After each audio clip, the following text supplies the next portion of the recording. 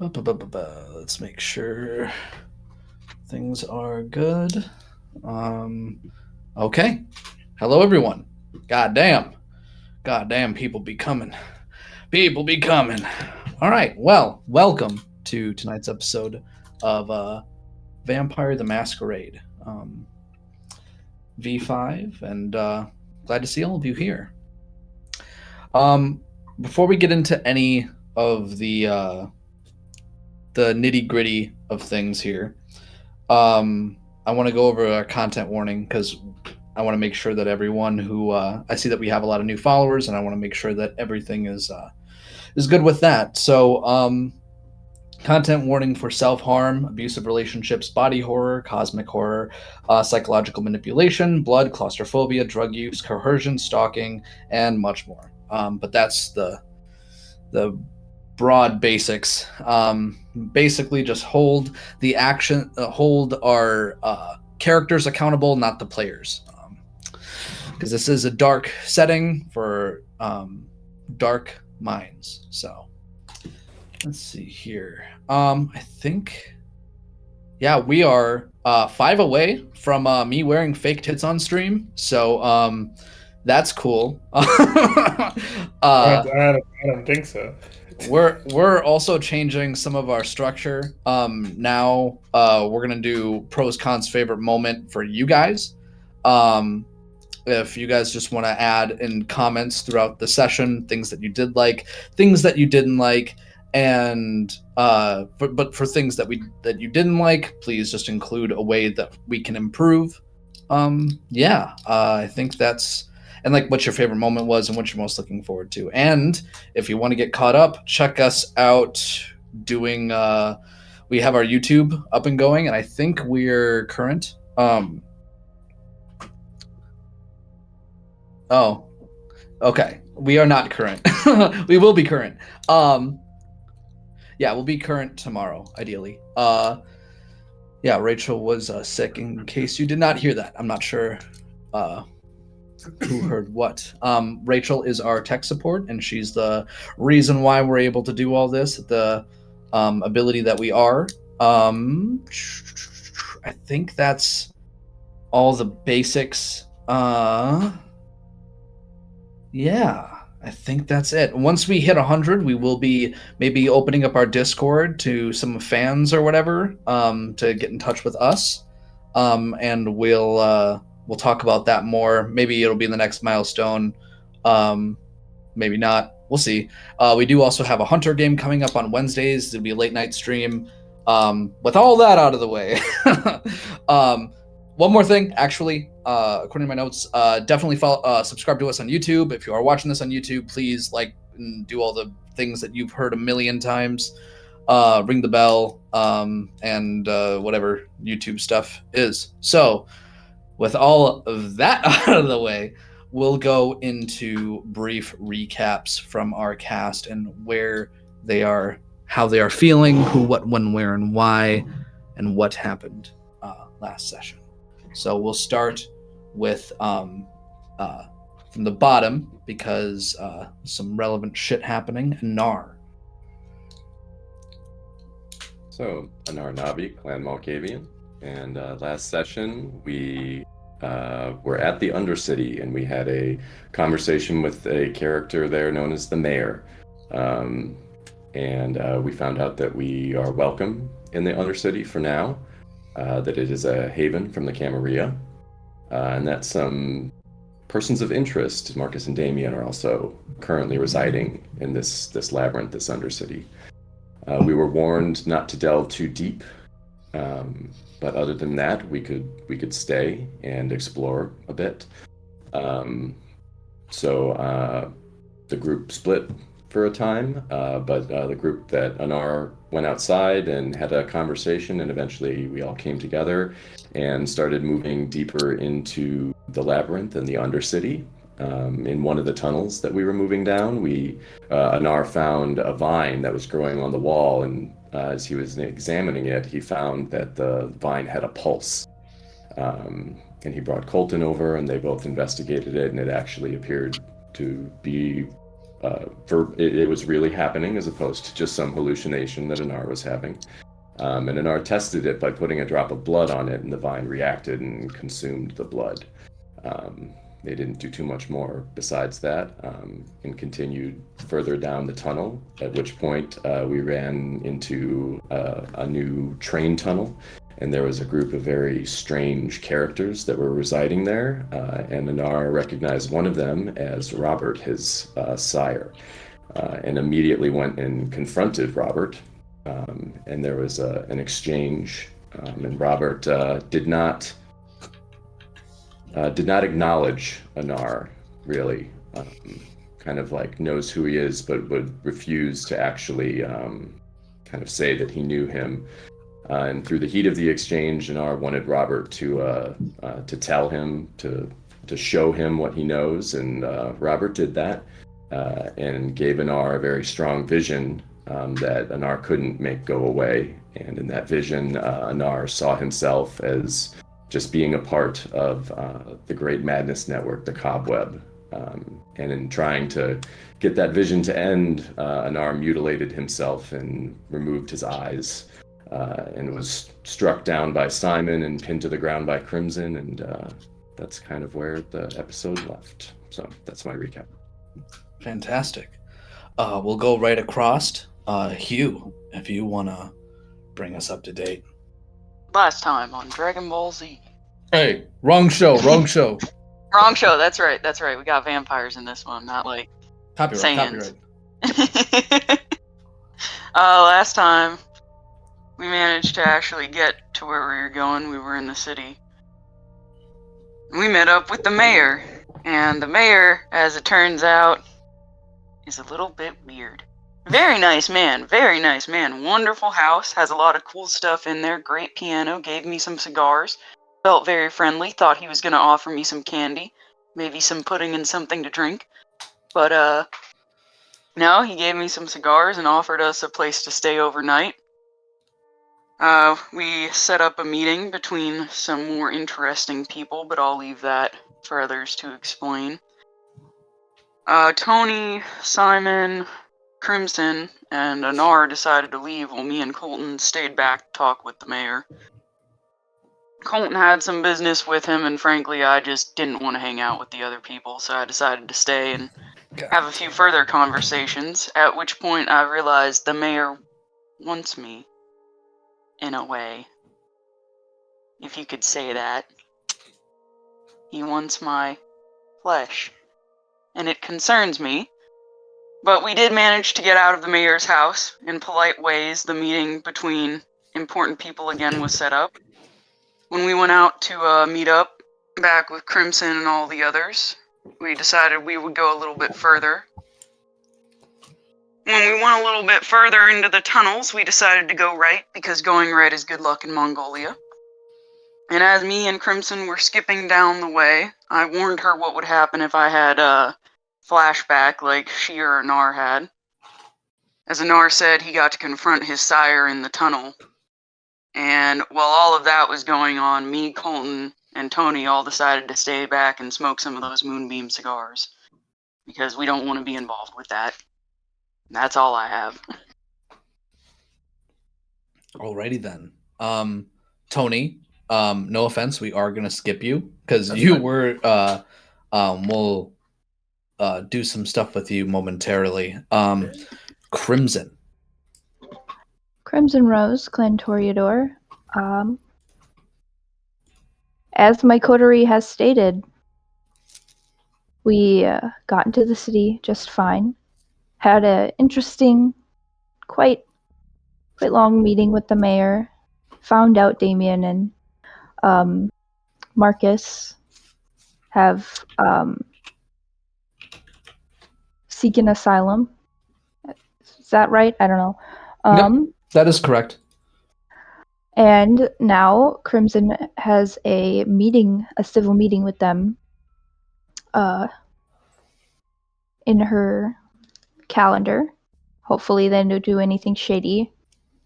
As this is sort of an Elysium, no powers are allowed. Everyone is to be civil. But after that, we went to explore this so-called labyrinth and found a pulsing, gross, fleshy-looking vine.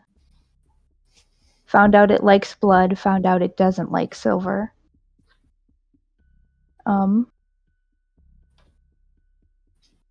then Anar met his sire, and that was quite colorful, to say the least.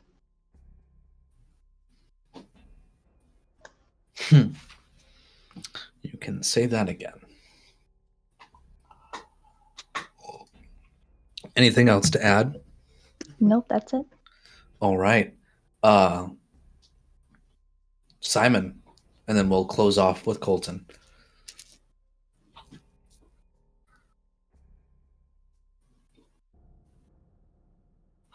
Hey, Simon. You there, buddy? Are you muted? Buddy?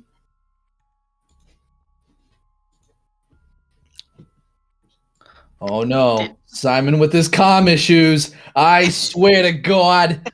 I swear to fucking God. All right. Ooh. Oh, he's back. Hello. Hello. Are you Y'all here are you now? good? Are you good, bud? I don't know, the chat just like switched my audio for like 5 different things for like a hot second, so I was kind of confused on what's going on there. Anyways, Yeah. What you got? Simon Graham playing Gangrel.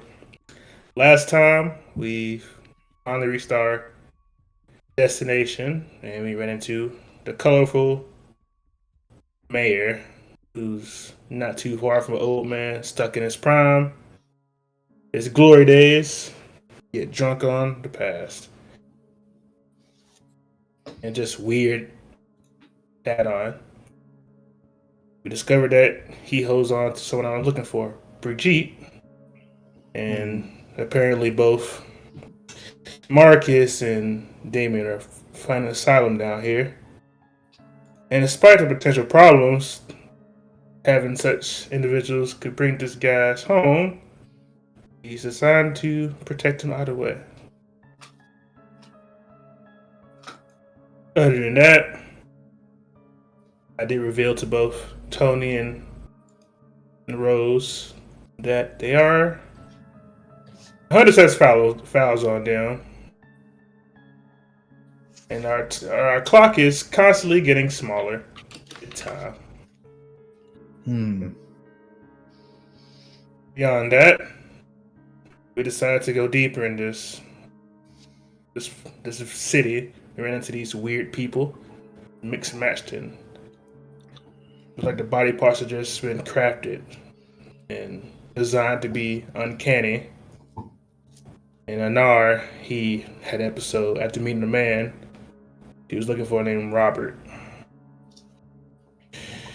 Apparently the meeting went very strange, but it ended up with him clawing his eyes out and screaming, so I decided to try to put a stop to it by slugging him one.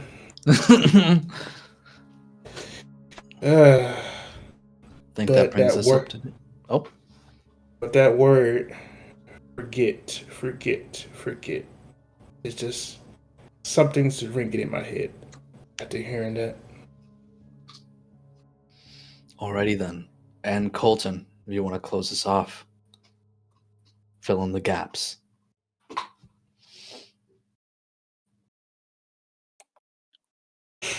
Golden Sticks, Clan Hakata. Previously, I enjoyed a little nightcap, as it were, with illustrious host. Talked about the good old days and hope to stir a little something, saber rattle. Maybe that'll work when I need it to. But political distractions aside, I sat along with everyone else back to the maze, and I wonder if we'll tread a little deeper this time. Eyes intact. All right. We're going to open scene. One moment. With all of that out of the way, darkness, hard cement,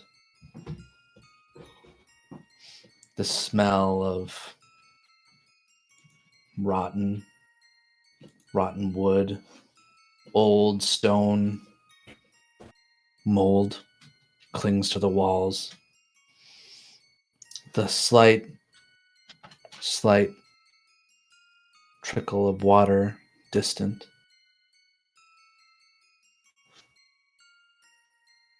Blood drops.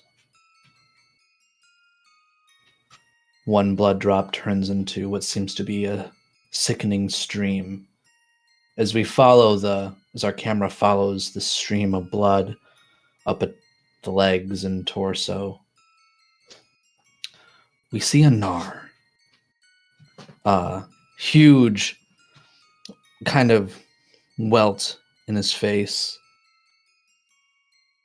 Blood spurting out of his nose, but more so the entirety of his lower, from his eyes down, covered in crimson blood and precious vitae. With every new drop, it dissolves into the sewer, almost consumed by it. The black 37 lines that Chicago decided to pour $40 million into just to leave it abandoned, where miscreants have found it home, outcasts. I wonder why. Blood. More blood. Is there anyone whose hunger 3 or above? I think I am, last I checked. Do you have any willpower to roll? My last standing willpower. I need you to make me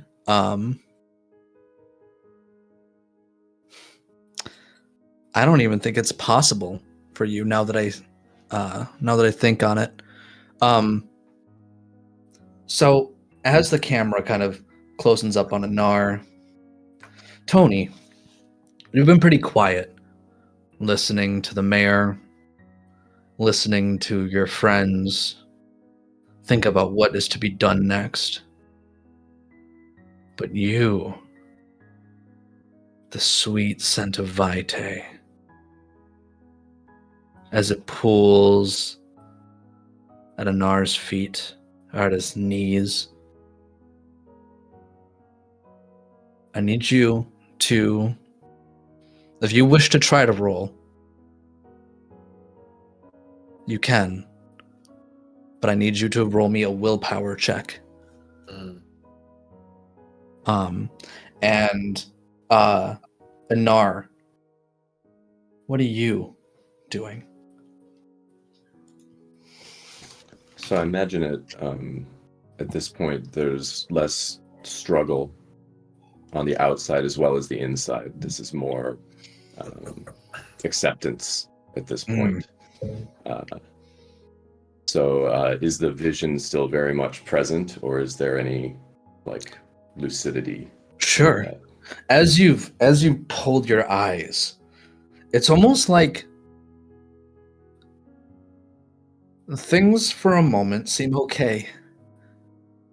It's not loud anymore. You feel like you can exist. Almost like a burden, a great burden has been taken off of you. It's like a shirt that itches too much. Removed. One other sense you don't have to deal with. There's so many senses already. It's maddening. You can't tell which is which sometimes. And as you feel the blood pour down your face, there's almost a certain bliss behind the pain and the agony.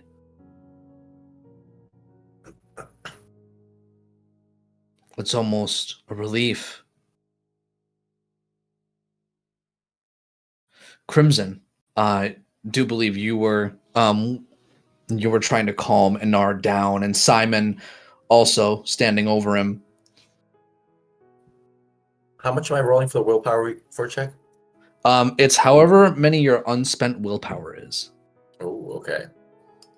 Oh dear. That's why you got to be careful. Nice. Did you roll it on the bot or the app? Yeah. Oh, okay. So, 2 successes. You are just. Oh man, it's still not enough. Even though it was a crit, I'll give you this. What's going on in Tony's head? I'll let you role play this out. It's not going to be a full. It's not going to be a full frenzy, but there is something. As the smell of that iron, that coppery metallic liquid pooling around Anar, there's something so enticing about it. It's like you've gone without a fix for so long. Feels like there's a great void inside of you that you need to fill. As Anar seems to be finally coming to his senses, surrounded by Crimson and Simon, you stand next to Hugh and Colton. Hugh and Colton, I'm imagining that you recognize the look in Tony's eyes as he watches all of this blood and smells it. You recognize that expression. So, Tony, I'm not a dick. Mm-hmm. You are still the only thing that you can think about right now is feeding. But being that you critted, I'm not gonna make you go into a full hunger frenzy. So I'm leaving it up to you to go to the degree that you think Tony would go. So we're in the sewer, right? Yes, this is in the it's not so much the sewer. It's an abandoned subway line that kind of merges with the sewer in several places. Okay. There's a whole what seems to be underground complex beneath Block 37 in Chicago. Okay. So this is what I'm gonna do. I'm mid drag, eyes wide and crazy. Just big puff into my lungs with a cigar. You're not supposed to do that. Yeah. And then I'm like, Hugh, I'm gonna need you to hold my cigar. I will hold your cigar. And then I place one hand on the wall of the subway, and I place the other hand on the wall of the subway. I lean back real hard and just slam my forehead into this wall with Wrecker activated, which is free. Potence level 3. Oh, it doesn't, and that's to try to snap you out of it. Yeah. Like you're just gonna headbutt the wall to try to get control of yourself. Yeah, but it's also a freaky ability. It says the vampire is able to exert violent, indiscriminate force on a static object in order to shatter, smash, and destroy it. Okay. What is that dice pool? Is it your potence plus your strength brawl? It is. What is this? It just says potence. I mean, no. I mean, it's in the player's guide. Okay. While we're figuring that out really quickly, in the order of narrative, Crimson and Simon and Anar, we'll shift to you guys really quickly. Of like right before as this is happening, Crimson and Simon, how are you dealing with? Crimson would still be pinning Anar down. And I suppose as she notices that he goes limp, she'll loosen her grip. I'm picturing him like on his knees as you're kind of like over him trying to. Okay. Yeah, I'd like loosen my grip and be like, Anar, can you hear me? And that's so. Am I lucid enough that I can hear her? It's almost like you hear this like ringing noise of like the void, and then slowly you begin to hear more and more of like a distant "Hey, hold my cigar," and then like Crimson's "Hey, are you okay?" I don't know if I would say I'm okay, but I think I'm here. Say something else. I can't see you. What did he do to you? He gave me a gift. A lesson of sorts. A I can't curse? see you, but I can hear you. Does this help? And then I'll take one hand of his hands and put it on my face. Yes. I can feel that. Crimson will just look at Simon and for him to say something. Now, with a big blood handprint on your cheek, Crimson, you look up at Simon. And it's at that point, Tony, I need you to roll me strength plus your brawl plus your overall potence level. Okay, this is gonna be goofy. Yeah, it is going to be goofy.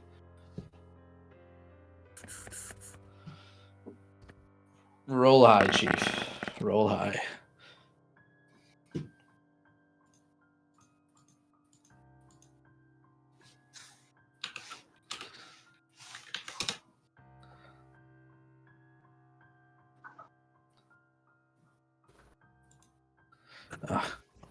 There we go.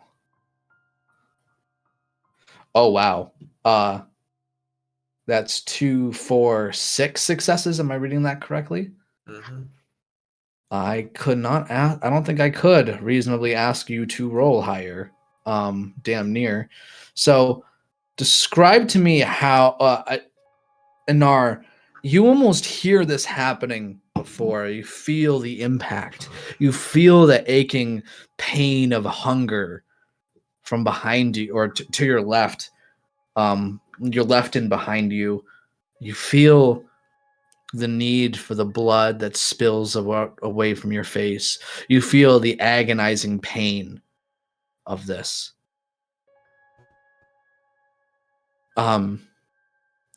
Tony, so I will allow you to pass the frenzy check, but you're going to take some damage. Yep, I expected it. So you're going to take,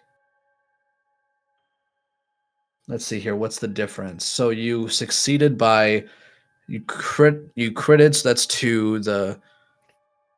So you don't frenzy. I'll have you take 4 superficial damage. Okay, so because I've already taken, I'm at full health, but all my superficial damage is out. Like, what does that make me? You take aggravated damage then. So 4 aggravated damage? Yes. Interesting. Oh man.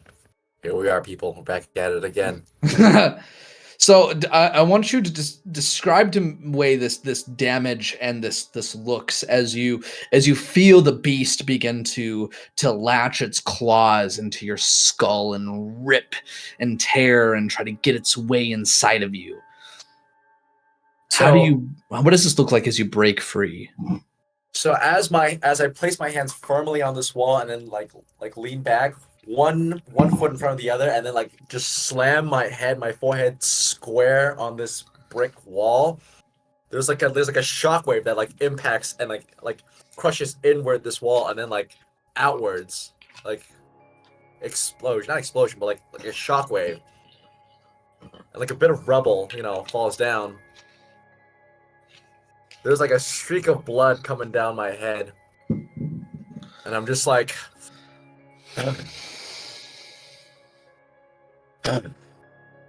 cigar.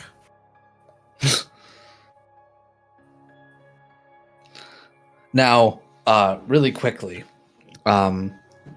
Hugh, as I imagine you hand back the cigar, Colton and Hugh, what are you guys doing as you see this? Well, I'll just open up the floor. I'll just open it up. But starting with Colton, he's been pretty quiet so far.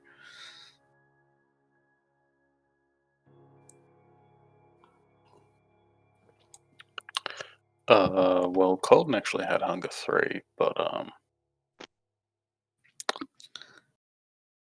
Yeah, then he's kind of looking around to see if Big Boy's gonna slide through here, given that Tony just used potence. that's a good question. Roll me a wits awareness. Righty.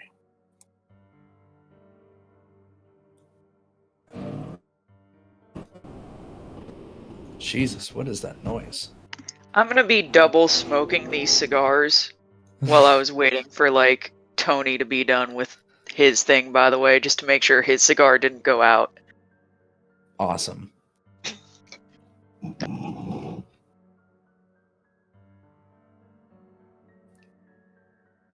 While Colton's making that roll of wits and awareness, Simon and Crimson, what are you guys doing? Oh, and Anar, of course.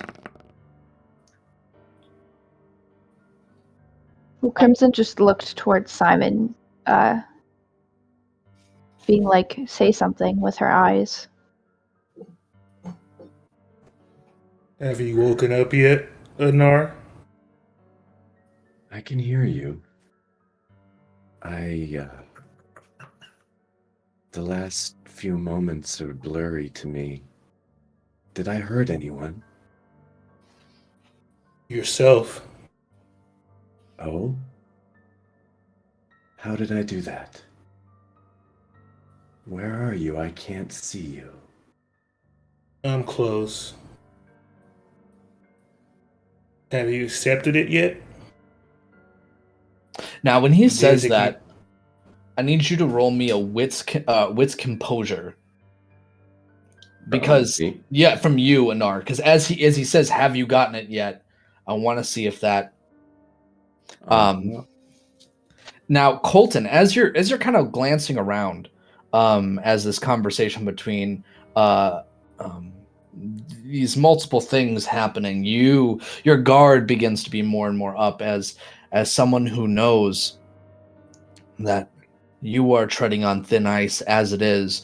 You look around, and you could have sworn in the middle of this brickway, in the middle of this wall, this crack, you could swear that you see an eye. It seems to be a blue eye, peering out from the darkness, almost reflecting like an animal's would.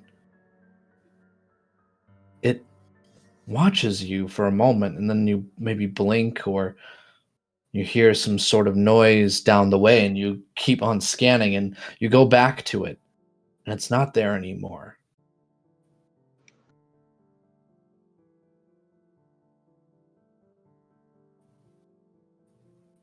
As for Anar, when he says that, there's a moment. Have you figured what was the exact quote, Simon? Excuse me. Have you accepted it yet? Yeah. As soon as he says, "Have you accepted it yet?" You, Anar, what at that overall generalized statement, not necessarily just from Simon specifically, but based on the conversation that you had with Robert, you feel like there's still a disconnect. But what is going on in your head is as you think you're closer, but it's like the answer is still slightly eluding you. Well, Simon, I want to accept it, but sometimes I don't get what I want.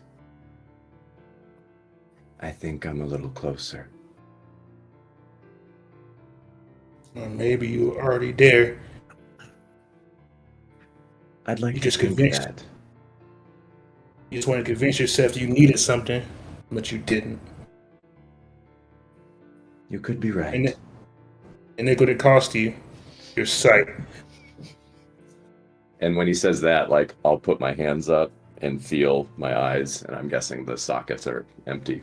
Yeah, Crimson, do you let him, like, because Oh, if yeah. he's like, because he's like digging, his fingers, when he goes to check his eye, he just goes into the vacuous holes that used to be where his eyes were. I can imagine she would, her grip is still loose, so she'd like allow him to feel his face, but the second he got towards his eyes, she would tense up again and like kind of like go for his hands a little bit, worried that he would do it again.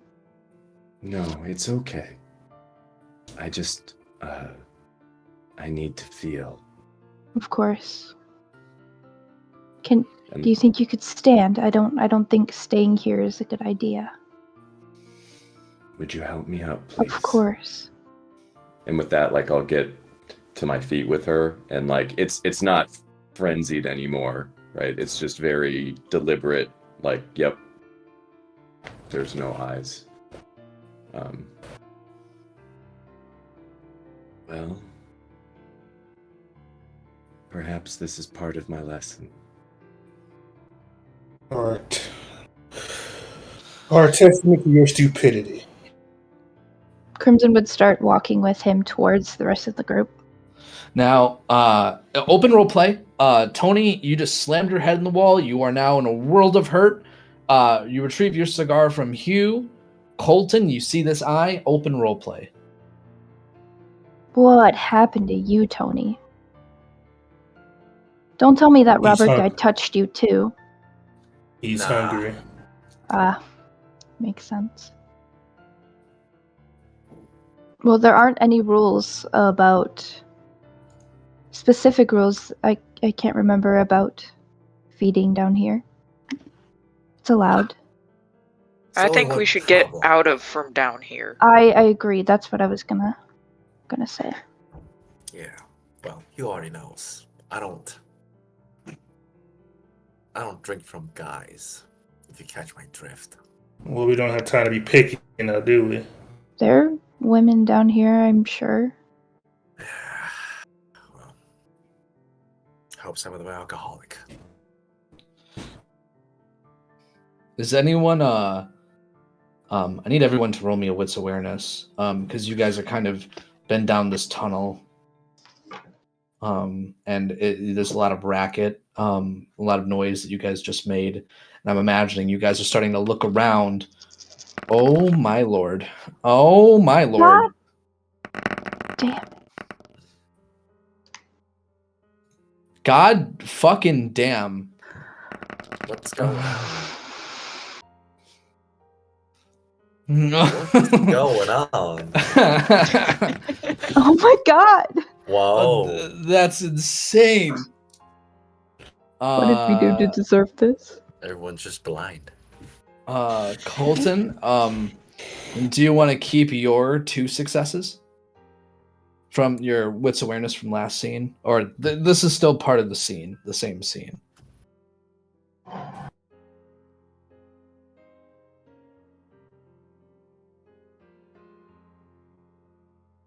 Unless, did you want to re-roll? No, it's alright. Okay. So, Anar, okay. I need you to roll me. I want to see how bad this is really quickly. Wits composure. We'll get back to that. Hugh, you are distracted. It's a really good cigar, and you're just like really looking at Anar and just like the vacuous holes that are in his face. Like, it's a little uncanny, probably even by kindred standards. Just seeing these fucking gashes where his eyes used to be. Now, Anar, you begin to almost. There's a visage in front of you. It's a number. But you can't. It's almost impossible to see it. It almost pains you to try to like figure it out. but eventually you finally are able to see what seems to be the number 6. And you feel teeth, but there's something. You feel like these teeth are familiar. Not so much that you've met them before, just there's something, shall we say, warm about it. And it starts to get at you. 6, what does that mean? 6? 6 what? 6 Roberts? Or how many Roberts are there? Yeah. So like, I think Crimson is like has her hand on me, so she'd feel like muscles tense up and me become much more rigid. And then they were just beginning to be just like very, very soft at first, but 6, 6, 6, 6, 6, 6, 6, 6. And like Crimson. I can imagine she would. Building. I can imagine she would stop at feeling him tense up and just like look at him concerned. Yeah, I was gonna say, as you look at him kind of concerned, there's something hideous and mesmerizing about those vacuous holes in his face.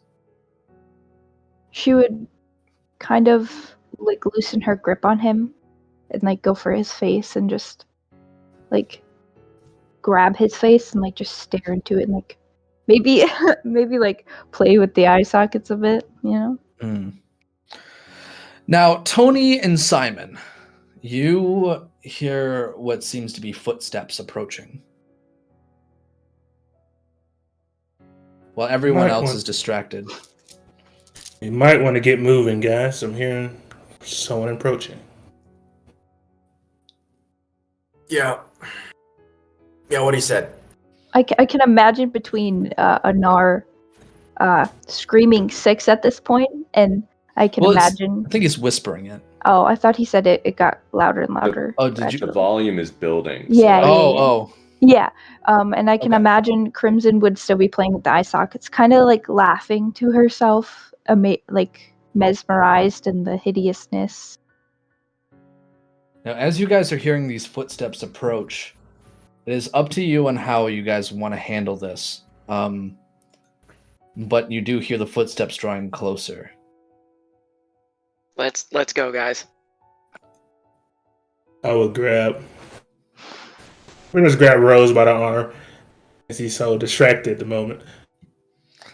Okay. As she gets torn away, kind of like I'll relate it to like pulling a child away from a toy they're looking at. She'll just go, no. And Anar, you feel her as you just feel this number that just consumes you. You feel Crimson slip away from your fingers, and you feel like you get the sinking suspicion that Crimson slipping away might be a little bit more permanent next time you feel this feeling.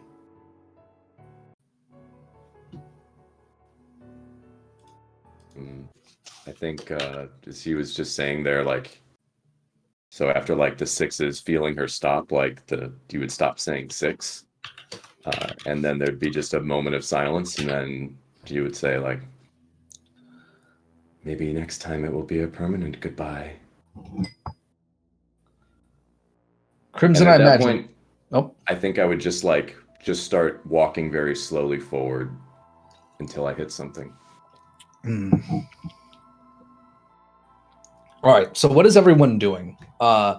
Crimson's being pulled away by Simon. Tony, you hear the footsteps too. What are you doing? Since I'm following close and behind Simon, I'm probably gonna pick up Anar like one way. Yeah, I'm gonna pick up Anar like bridal style. Almost like throw his arm over my shoulder and then like pick him up, drag him by the belt. Come on. I'm struggling myself as well. Now, I just want to check. Earlier on, when Tony headbutted the wall, Storyteller, I believe you said I sensed his hunger. Yeah. So if he picks me up, I imagine what Anar would do is like with his hand, like scoop up some of his blood and almost like try to put it by his mouth and be like, "You can have some if you want. It might help." Don't. But it Don't. might teach you a lesson as Oh, well. stop! And then my teeth are like literally like popping out of my jaw. I'm like, I will have He grabbed would- the Anar cigar would just back like from Tony. rub it on his cheek, and Yeah. then I wonder what Robert would teach you. well. And I'm not fighting. I'm not fighting him at all. It's just And I would say I'm not sure I got much left in me to be able for him to teach me anything. I'm not fighting him at all. Now, question.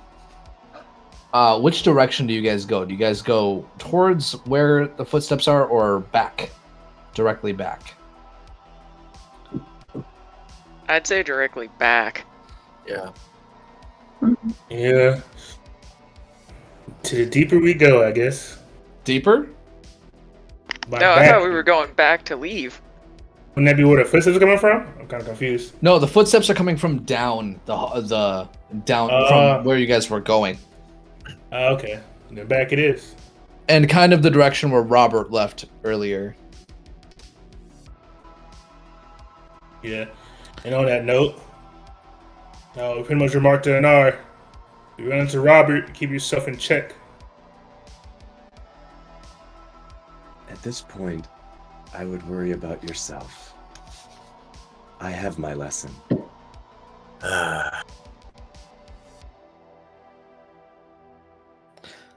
As you guys would hear the footsteps stop for a moment, and be like, huh, I wonder what their problem was. And then the camera, as you guys retreat up, camera will linger on a Nosferatu for a moment, watching. Followed by a shrug. I guess I'll find them later. This woman with a thick Bronx accent. And as you guys maneuver your way up and away, you guys see that where the direction you came from becomes more and more muddled. It's almost like there were multiple, as you guys were going down, you didn't see them because it's it seems like there's like a multitude of pathways. But as you guys move upwards, you see that like where you guys came from, there's multiple kind of passageways. If you guys want to roll me a wits streetwise. I was gonna ask if I could activate heightened senses. Yeah, you may. Wait, are we still in Elysium rules? Because I goofed. It didn't. Oh know wait. What? Would that count? That would count. So no. I'm not. Well, so Elysium rules normally work like this. If it's a social power, it's allowed. Sometimes. As long as you're not necessarily caught. Like it is not uncommon for someone to use presence, for example. It's not uncommon to use various presence powers, maybe some auspex, because it's really hard to tell when a kindred is using auspex. So not necessarily, it's not necessarily a problem as long as you're not being ridiculous about it or broadcasting that you're using a power. You can generally get away with it. Now, the Elysium rules, for those who do not know, are essentially you cannot endanger another kindred. Or sometimes, depending on the prince, you can't sway their mind. Some princes are a little bit more wishy-washy with that rule as far as the traditions go, because the definition of harm determines kind of varies depending on how draconian the prince is at a local area. Now, it's kind of auspex is fine, presence is normally fine, but pushing anything additional to that might be risky. As our friend Tony might discover. As our friend Tony. Who's echoing? What's that coming from? Anyway, In that case, I would like to activate heightened senses. Sure. Roll me your wits awareness plus your aspects. What's everyone else doing? He's supposed to do wit streetwise. My boss. Yep. Wits streetwise. I will also allow. Let me pull up a sheet here, because I am a silly dude. Who needs a vampire? Well, let me just make sure there's not other rolls you guys can make, because I did a big. Said it before now. Well, oops. Yeah. I will normally allow for navigation. Oh my gosh, Jesus! I will also like I said, a wit streetwise. I'll also allow survival. I'll also take an investigation. Wits. But let's take a look at Simon. You rolled. Jesus, do you want to burn any willpower? I mean, nah. I mean, it's fine. Go ahead. It's my bad. It's my bad. My bad for not saying otherwise. Tony, 1 success. Hugh, let's see here. Takes away 1 crit, so that's 1, 2, 3, 4 successes. Anar, what was that? Is that roll for which 2 were you rolling? That was wits and investigation, I believe. Okay, so being that it's lack of visual stimuli, you're gonna take a -2. Okay. Or like you auto fail anything that's based on visual stuff. But what I will give you is that kind of smells like you're going in the right direction. If you had to guess.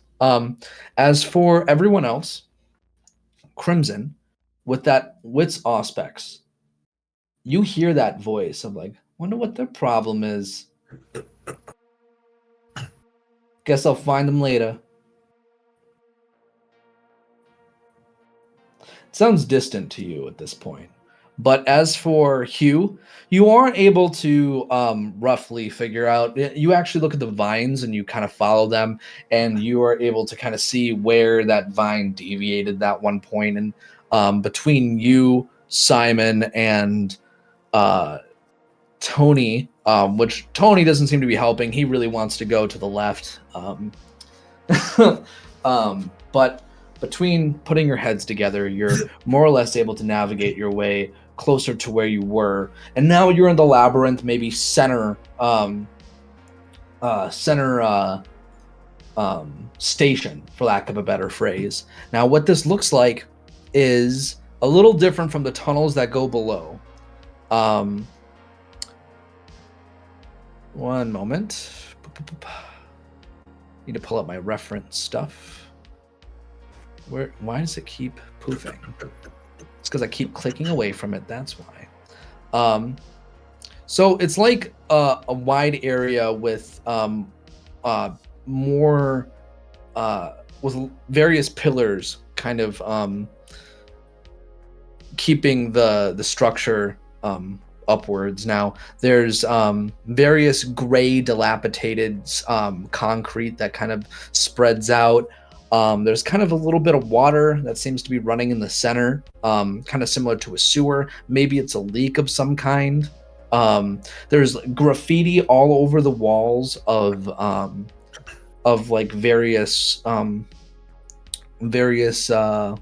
makes. Some rather classy, almost would belong in more of a work of art or a museum of like graffiti art. Others are quite lewd and vulgar.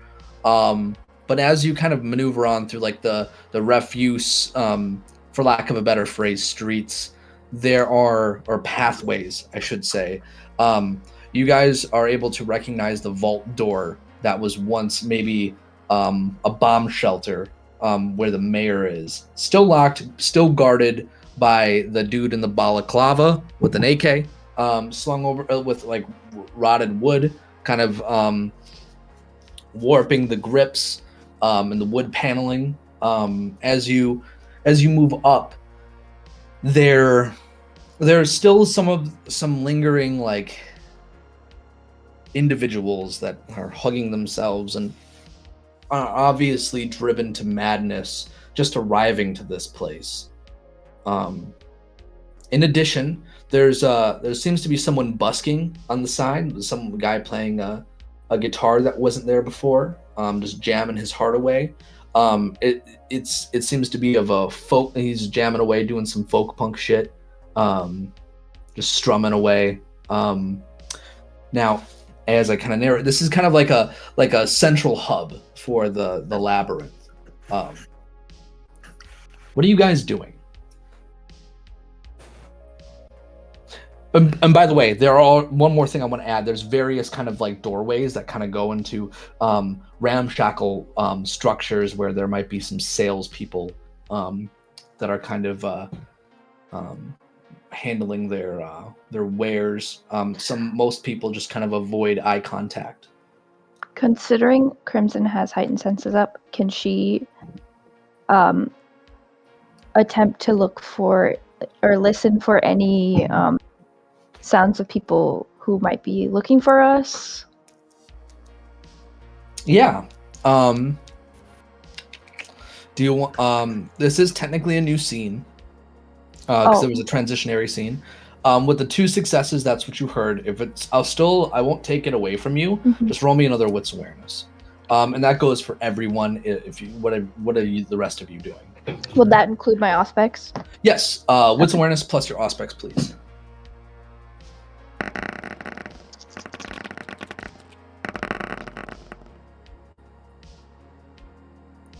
Okay.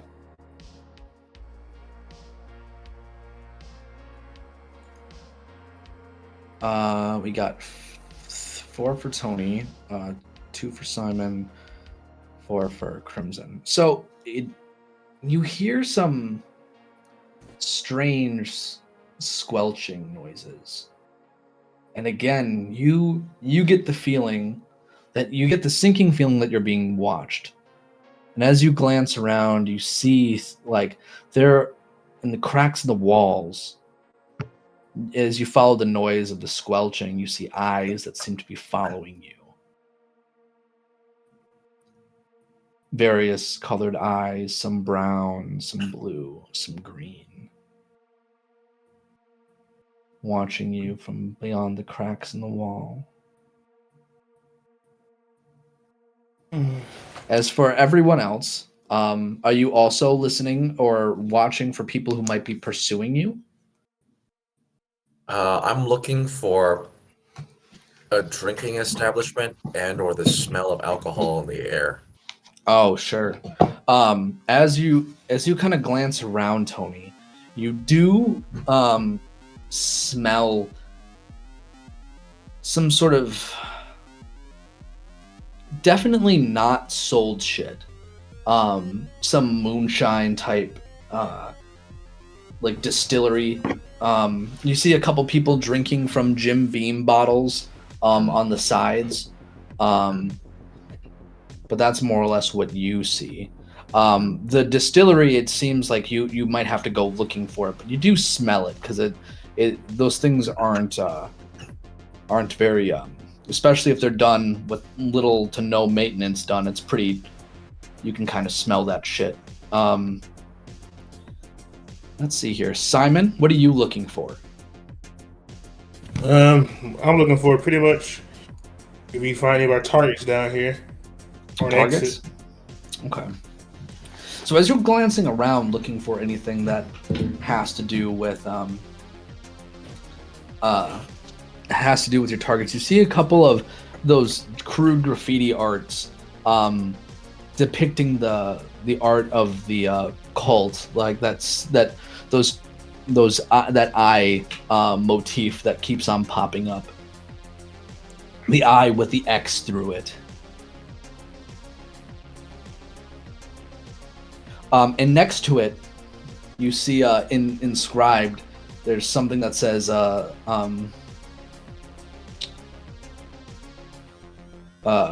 Lydia watches you, beware. And then someone trying to like cross it out. Now, in addition to that, you don't see anyone necessarily involved with the cult other than that. Then I would have pretty much investigated close to this Lydia.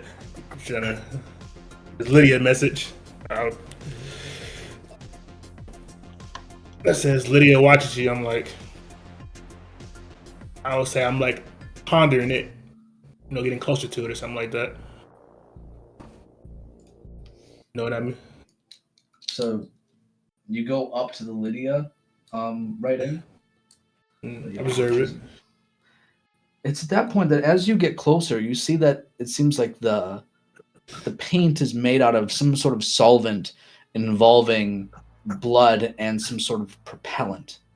You can roll me a wits investigation or an intelligence investigation, actually.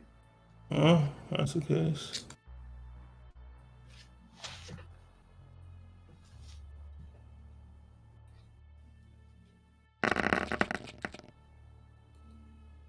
Oof. Okay, that's 1, 2, 3, 4.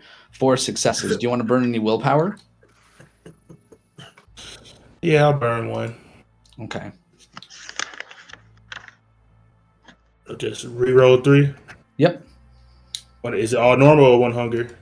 You can't use willpower to reroll hunger. Okay, so it's all normal.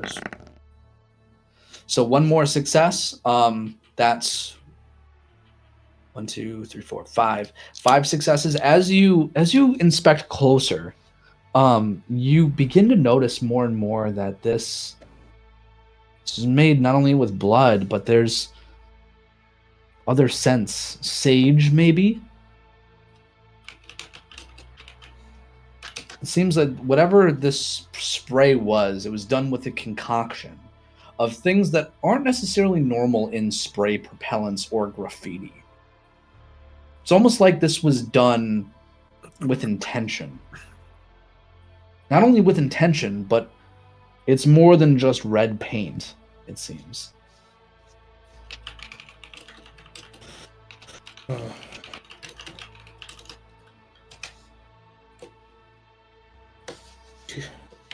Curious. I wonder who Lydia is. As soon as you say that, you hear, "Shh, Lydia! Shh, shh." Who are you? I'm just a whelp. I find this place and I'm a guide to others. It didn't used to be this. It didn't used to be like this. This is a wonderful place. One of celebration. A place where they can't find us. The Camarilla, the Anarchs, they have no sway here. This place truly is free. Don't you see? It doesn't need to be complicated. This place is a place of revelry.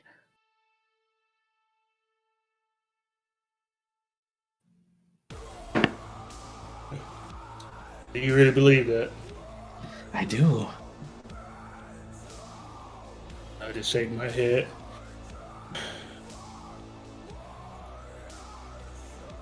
Well, then I point to the name. Who's that? Lydia, oh, don't speak her name. Don't do it. Why? She's a witch. A witch that lurks below. The witch that tries to undermine what this place is. Opposition, then. And you see the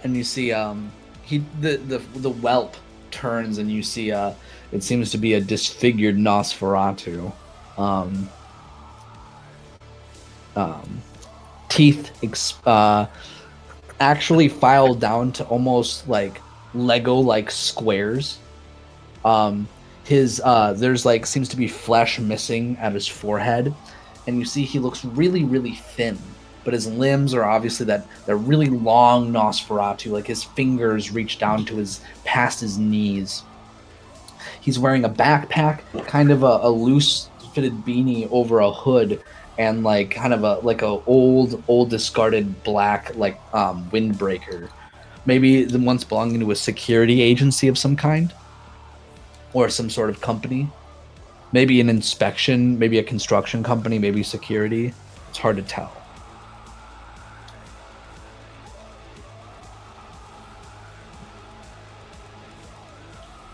In But he what looks. way does in what day does she impose what this place is? Shh, it doesn't matter. It doesn't matter. Just if you see her, if you see the witch, you should tell people.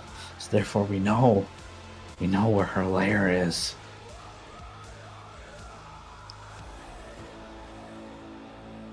She's a liar. She's a cursed one. What's a cursed one? She's a deceiver. One who wrested and stole the power that lies beyond the touch of Cain. At this point, no, all you Canaanites steal something? No, you don't understand. The Tremere are sniveling wretches that don't belong here. One should suffer one of those blood witches to live. He said, when he said Shamir, I look back at Hugh. I kind of make a smirk to look back at him. Yes. Oh, cool. Yes, the dangerous Shamir. Well, maybe not all of them are like that one. You see, as you look at Tremere, at Hugh. Hugh, what do you do?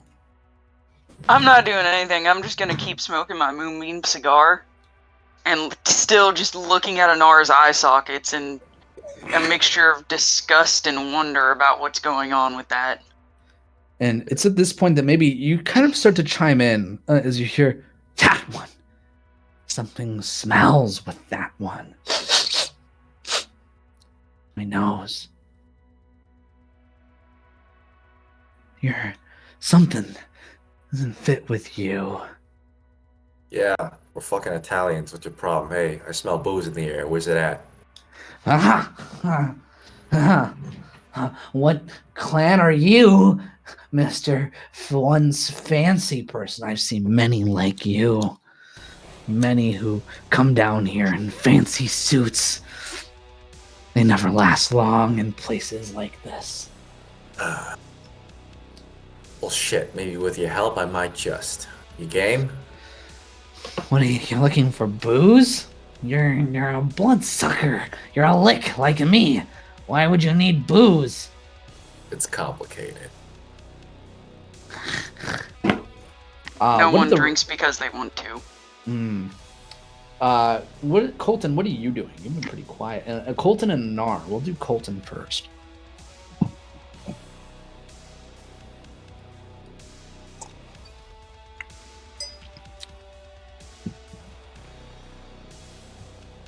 Colton? Is there a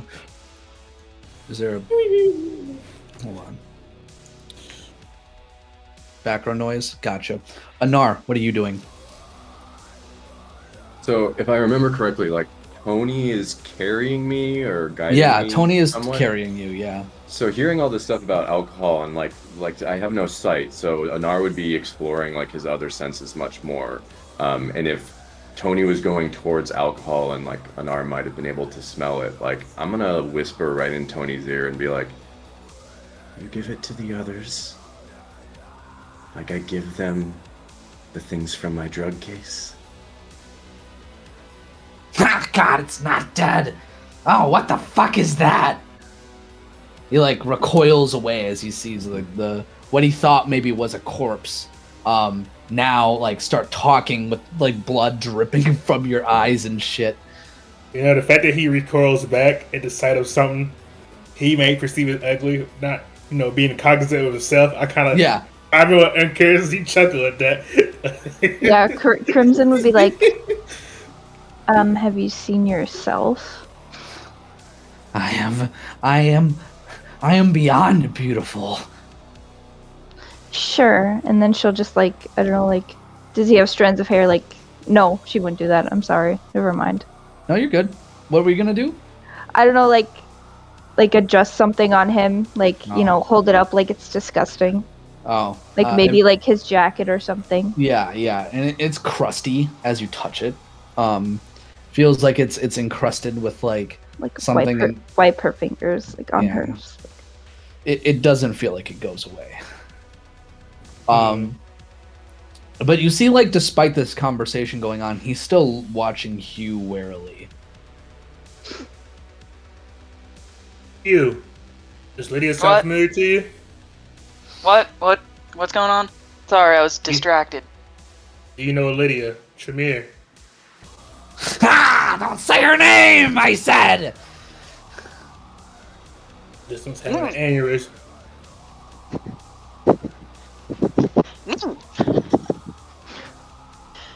I don't know any Lydia though. Ah! Stop it! I never forget a woman. Lydia. No. What should we call her then? Liddy? Does Liddy work? The wretched blood witch. She's a witch. That's what she is. She's a witch. Okay, she's the Witch of the West. Whatever. Okay, I don't know the Witch of the West. Lydia. From like behind him. Ah! He starts to run away. Like he like actively like takes off and disappears. Thanks, Crimson. Thanks. We don't have a shrubbery to get him back. He didn't seem like he had any more information for us. No. But I'm curious now. He obviously doesn't like her, so he doesn't know where she is. I doubt. But she opposes this city. It's just something to do with a cult. Sounds like a lead. Well, if she opposes the cult, she opposes Damien, so... Ooh, not necessarily true. She opposes our mayor, allegedly. That creep. So, out of character for a moment, what is everyone's plan? I know some of you want to leave, some people want to investigate further. You could ask around to look for shortcuts down here, because you know there's multiple. Everyone knows there's multiple ways of like transversing down here. But I kind of want to know where everyone's kind of head is at, so we can kind of consolidate or separate if need be. I want to get out of here before my no square gets touched. Okay. Tony is hungry AF. He's distracted by wherever this distillery may be. He's thinking about swiping maybe a bottle or two. And then a question is, are there human folk down in this establishment? Yeah, there's area? definitely, there's more than a few humans. Okay. That are women? Yeah. Because your boy Tony just a little bit homophobic. Yeah, no, there's definitely a few that kind of on the sides, but you see there's mostly men.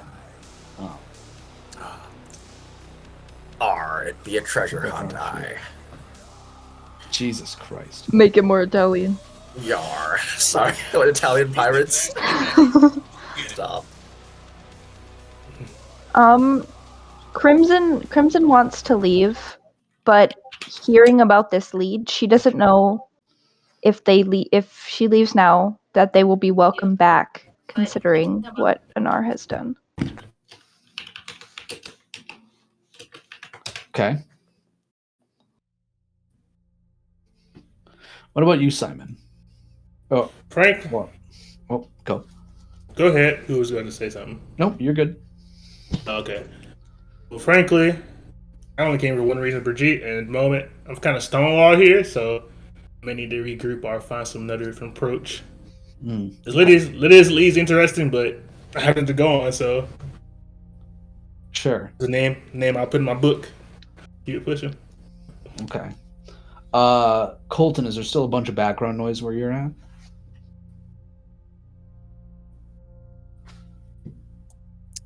Nah, I'm good. Kinda. There's that beautiful voice. What are you up to, Colton? Colton's hoping to see Marcus around here somewhere, bash his head in, curb stomp him, but otherwise he's just happy to tag along. Poor Marcus. Question for the class. Yes. Is this going to be in character or out? This is in character. I clap my Good. hands together and I ask everybody. Question for Yes, the class. Teacher Hugh. That's What does everybody know about Tremere Blood Witches? No. His name is Mr. Man. You see, as soon as you guys start talking about Tremere, you see people start to disperse. Like people start to like leave, and like On that note, to answer his question, they don't seem very liked. That's one way to put it. Anybody else? Is there a role we have to, if we know? yeah, If we you can roll heard me anything? an intelligence occult. I probably wouldn't know anything about Tremere Blue Magic, but I know of magicians, maybe. I don't know. So what was the role? Intelligence Intelligence. occult.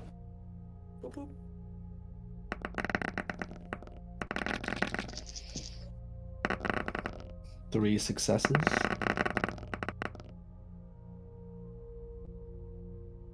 Oh, 2 successes, I mean. 2 successes. Colton, is that a most recent roll from you for what's occult?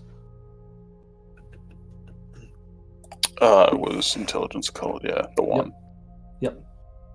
And then that 2 was from Tony, correct? Tony rolled a 1.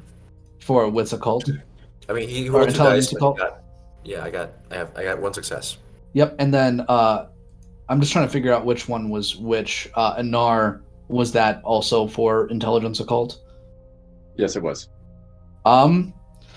So Hugh, reiterate the question, so I gotta be careful how I answer. So, what does everybody know about Tremere Blood Witches? So, Colton, you know a lot.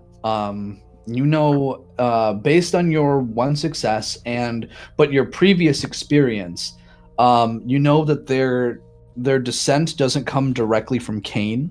Allegedly, there was the diablerie of Salud, Goratrix, and all of that mess. But you only heard about it through rumors.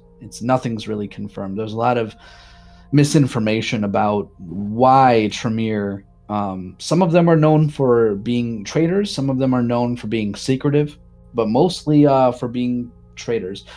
Crimson, I'm not going to say that you know much. The only thing that you know is that Ballard mentioned to you during one of his meetings and through your tutelage that Tremere are not to be trusted.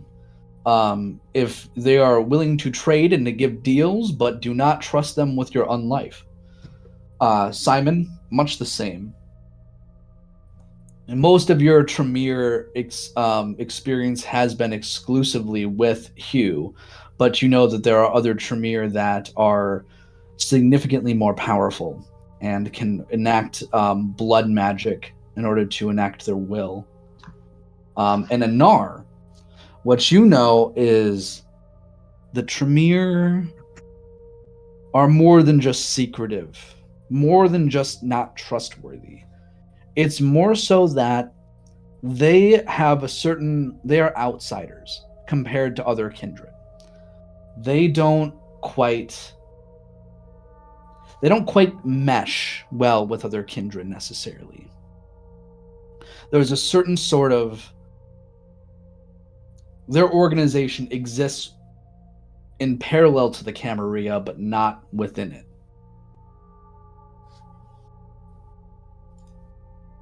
And you know they can do some strange things with their blood and thaumaturgy.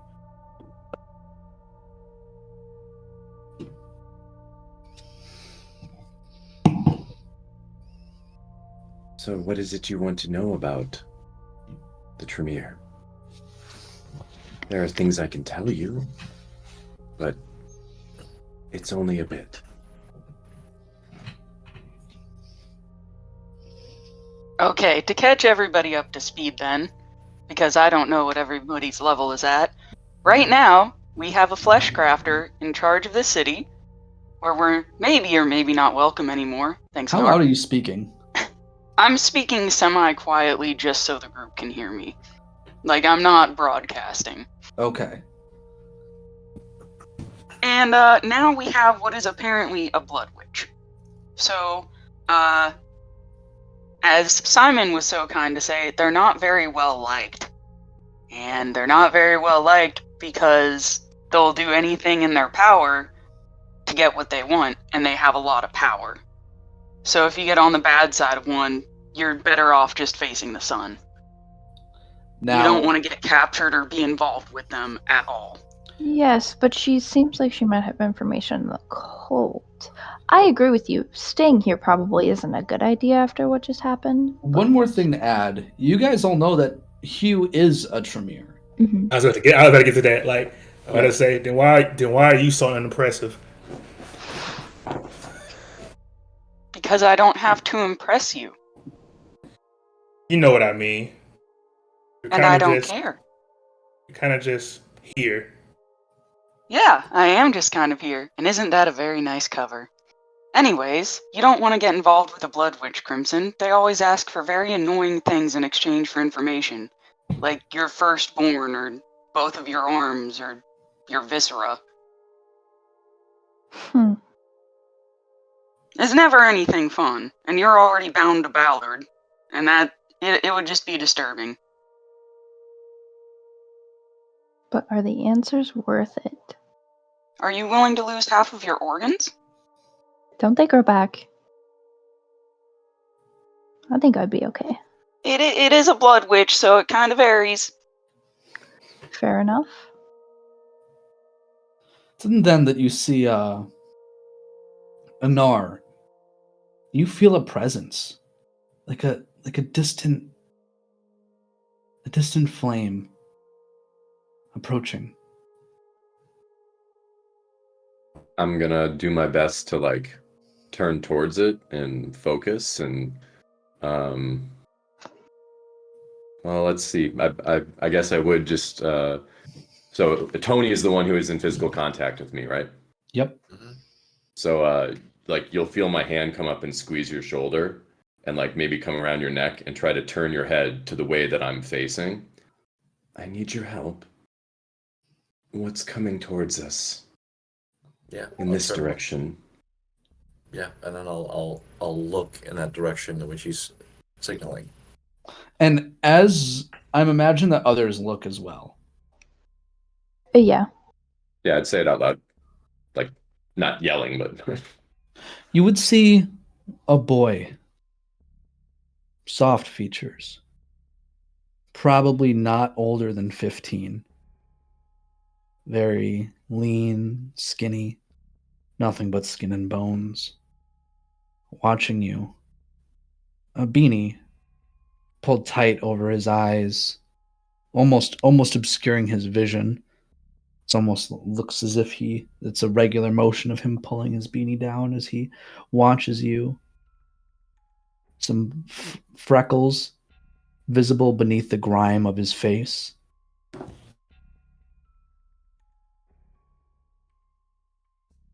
He seems like he hasn't developed yet. He's prepubescent. But he just watches you. And then as Tony and company turn to look at him, you see he kind of shies away for a moment and walks away. But like constantly looking over his shoulder. Yeah, kid daddy shouldn't be down here. Oh, Kid. we've been spotted. Unless he's trying to lead us. And even No. then, I don't trust it. you said that when I sensed the presence, it was like warmth, flame, like Yeah, what? it was like a a distant kind of white flame that was warm. When I felt whatever that was coming, it was like a warm fire. Did any of you say it was a kid? Like reiterate? Yeah, I said that, like, I said, yeah, a kid that age shouldn't be down here. If there's anything else around us, I didn't feel it. I will speak out. But Hey, that kid. little one,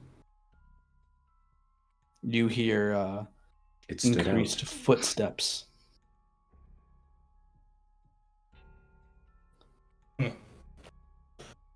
Well, Molinar, your senses have gotten us this far, and not in a good way. So I don't know. That's... Come on, Crimson. It's not like he could see the future. You're talking about blood witches, and you think someone seeing the future is weird? Blood witches. I'll raise my finger.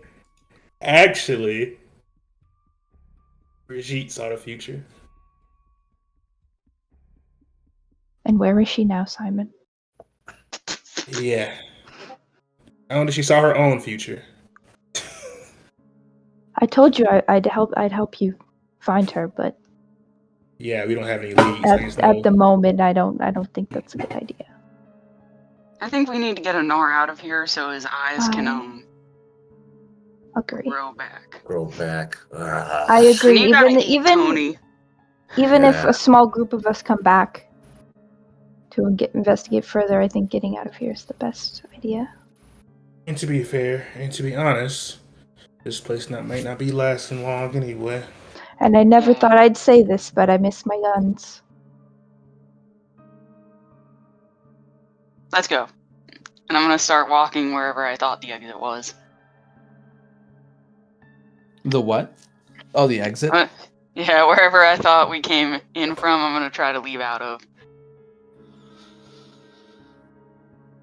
You see the guard kind of looks at you, watches you guys leave, the guy in the kind of the shitty ski mask.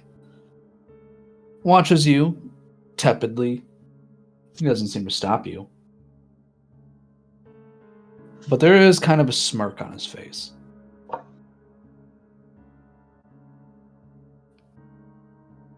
And it's there that I think we'll put a pin in this session and take a quick 5 to 10 minute break. We'll be back soon.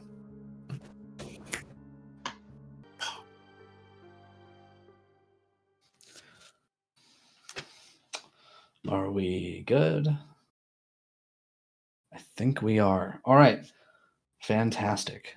Picking up where we left off, the distant pitter-patter of small feet running away from our coterie.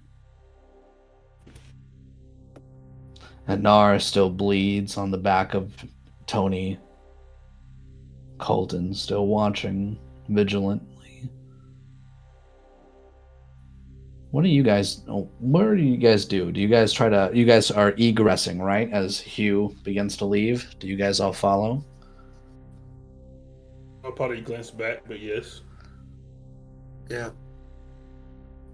Probably thinking Yes. what a shit show of this trip this was and how underprepared I was for this venture. Thinking it was just gonna be a short trip. That I wouldn't Who get has us the on- map? Crimson. Yeah. Oh, yeah. Okay. Yeah, I kept that on me because it wasn't a weapon.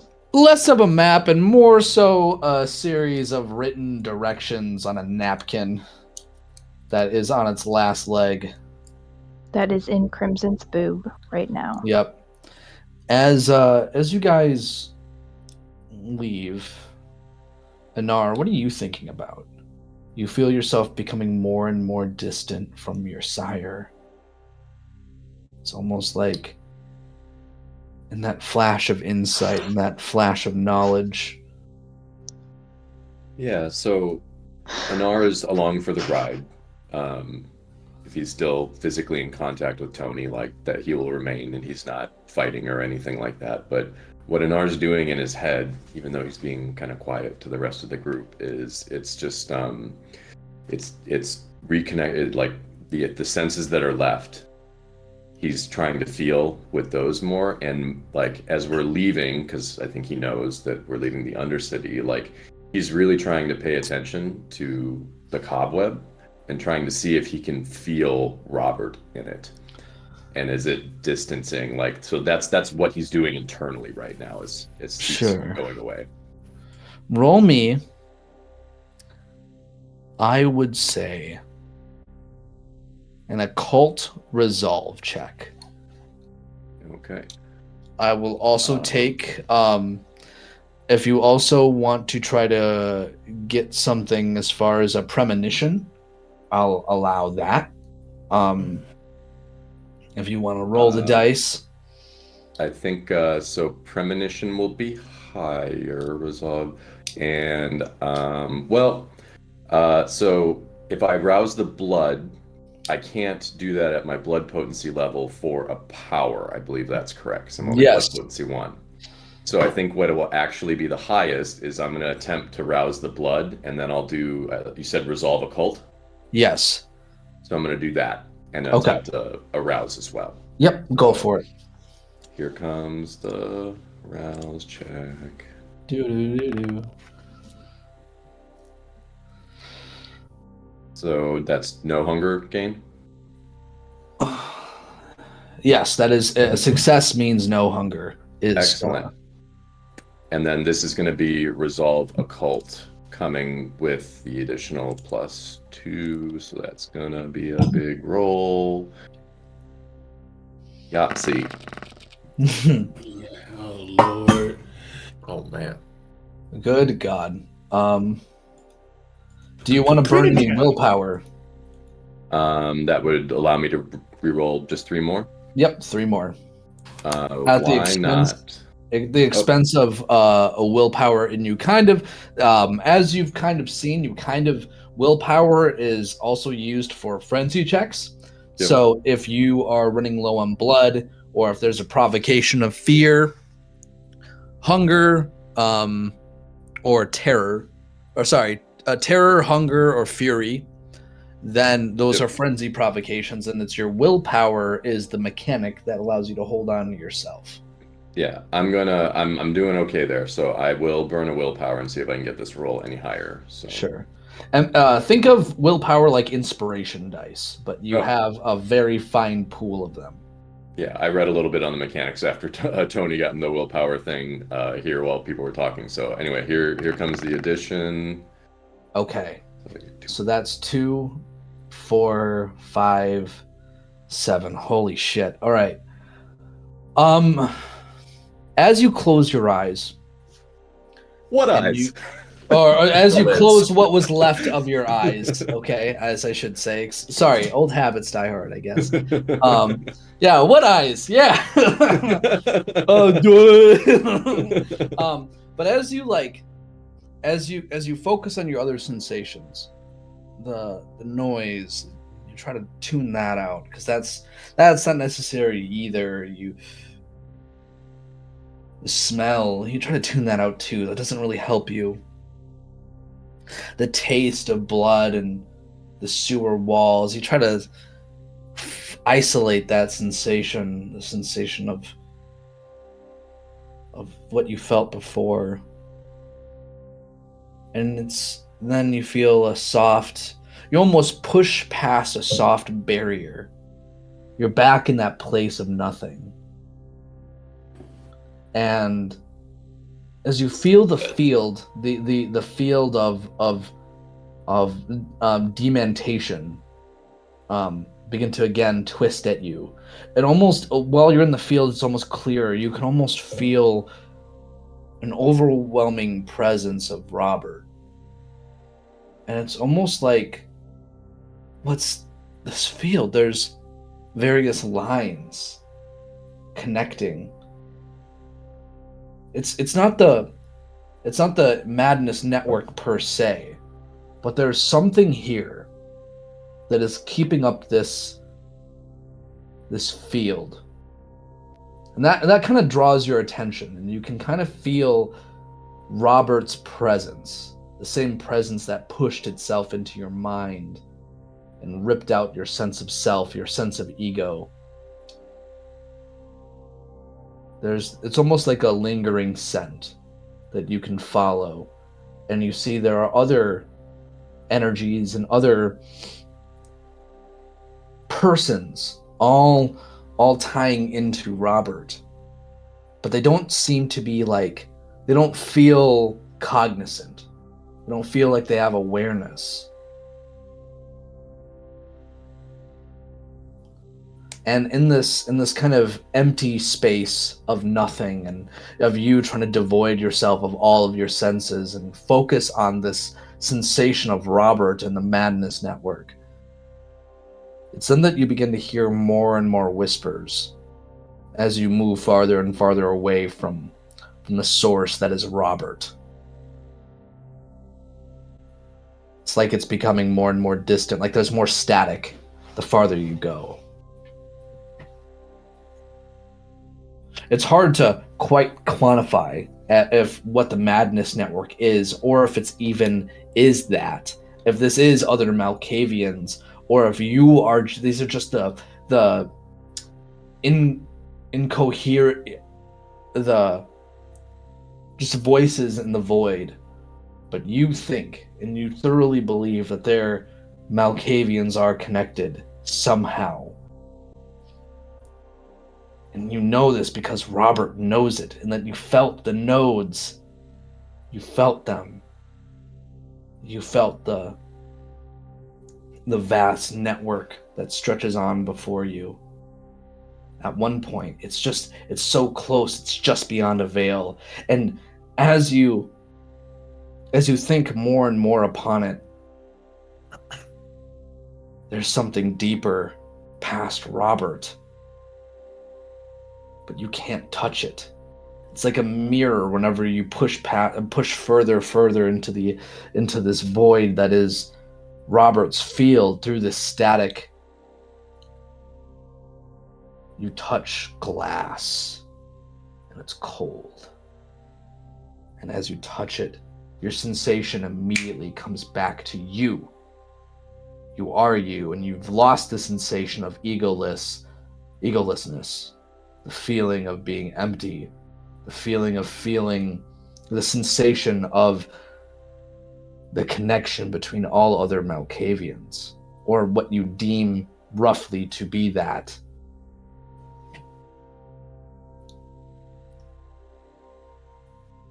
Yeah, and so like as a final thing, as this sort of sequence is ending, is like with that whatever I can perceive of that Madness Network, and if I can try and sense where Robert is, like I wouldn't try to talk to him, but like, you know, with the lines connecting between me and him and the network, like Anar in his head would try and like pluck each of them like strings on a guitar to just kind of be saying like, I think I understand more, and then let it go and continue.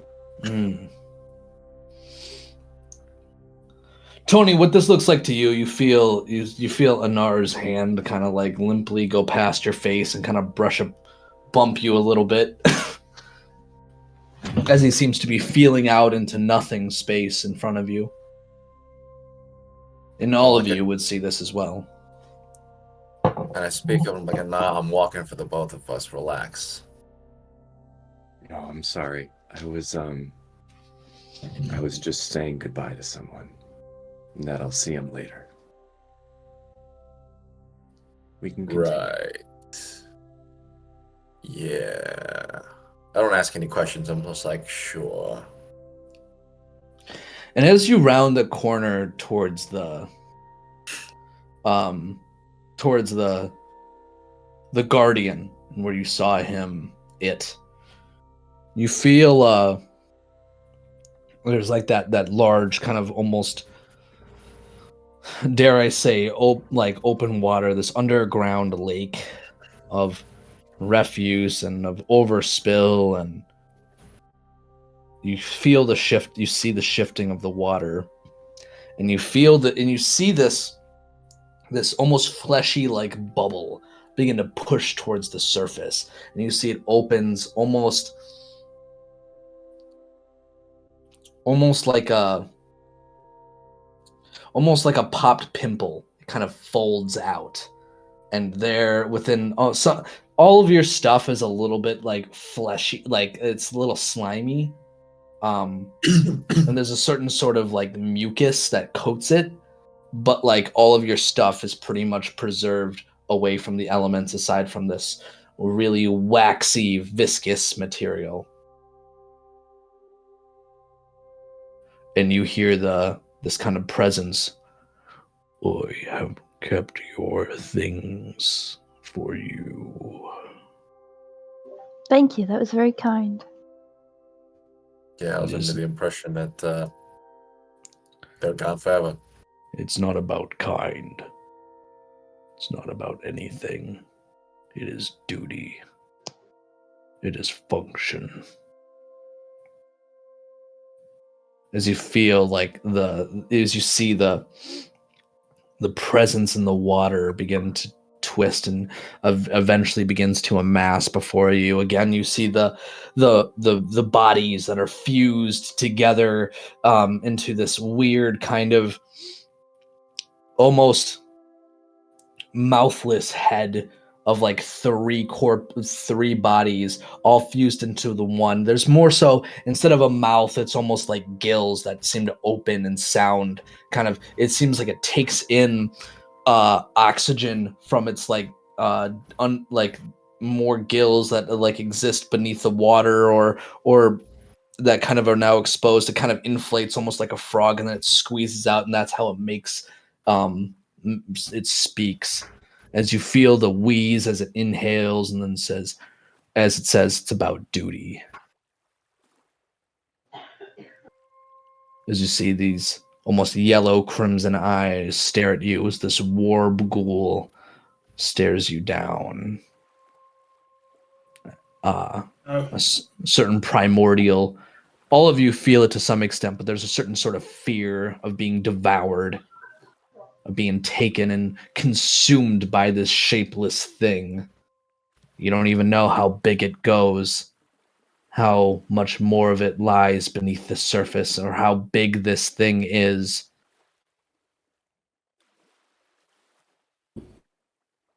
Yeah. I'll go pick up my stuff and wonder. Is this really the only one left? Is it really that unstoppable?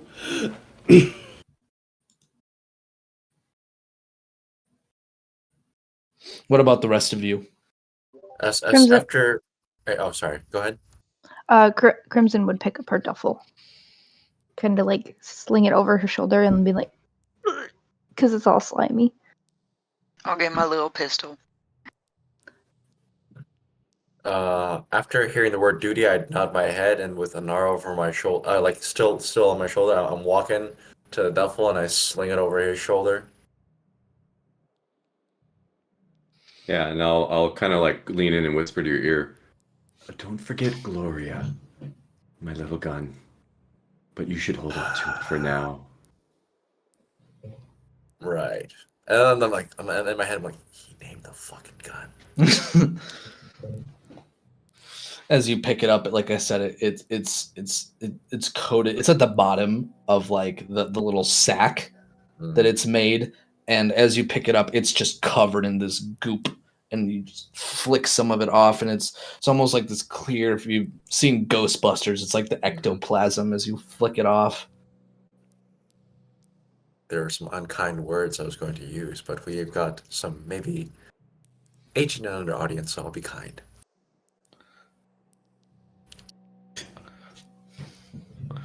Is there any other business you have this evening? I do have a question. If it is bidden for me to answer, I shall. Of course. Is there a shortcut to the surface? You see it pause as it just kind of stares at you. Seconds go by, a minute goes by, doesn't answer. But it's present. It's almost like it's thinking.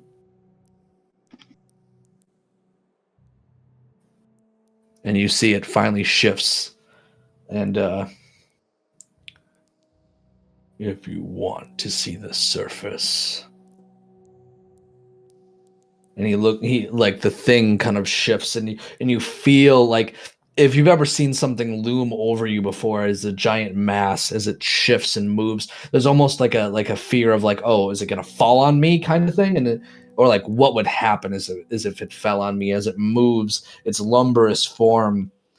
It glances over towards what seems to be a sewer grate off to the right. It looks like it would need a little bit of swimming to get to.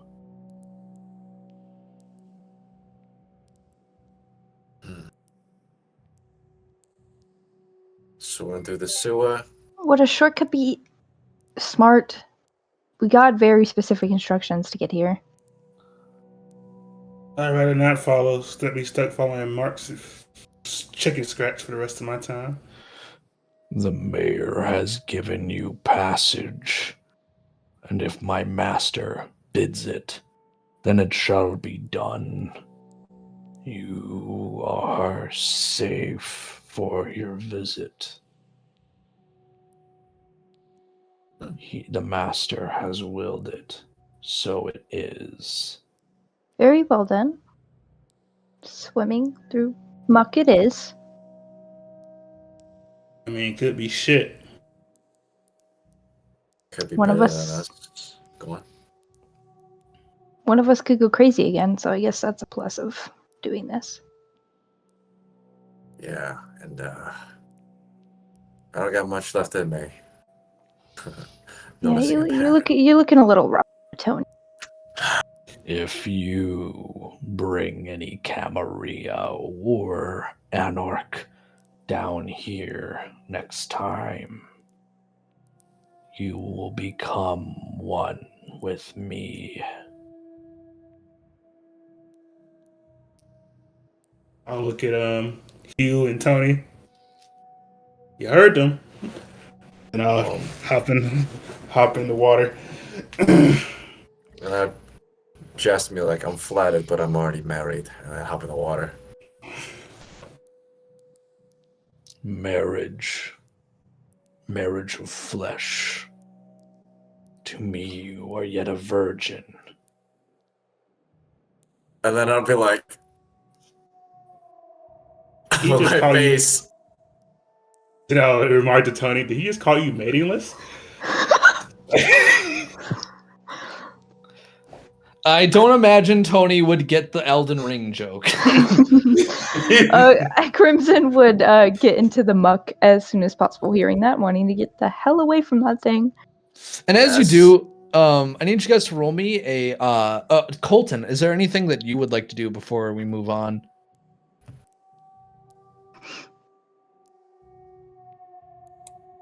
Nah. You see, as Colton, you pass, it watches you, but Hugh, as you pass, do you go to hop in the water as well? I'll hop in the water as well, but before I do, I'll say thank you for the instructions on how to leave quicker. You see, as you kind of like say that in passing and try to go into the water, you see it moves and shifts to the point where it's very specifically watching you, Hugh. And it says,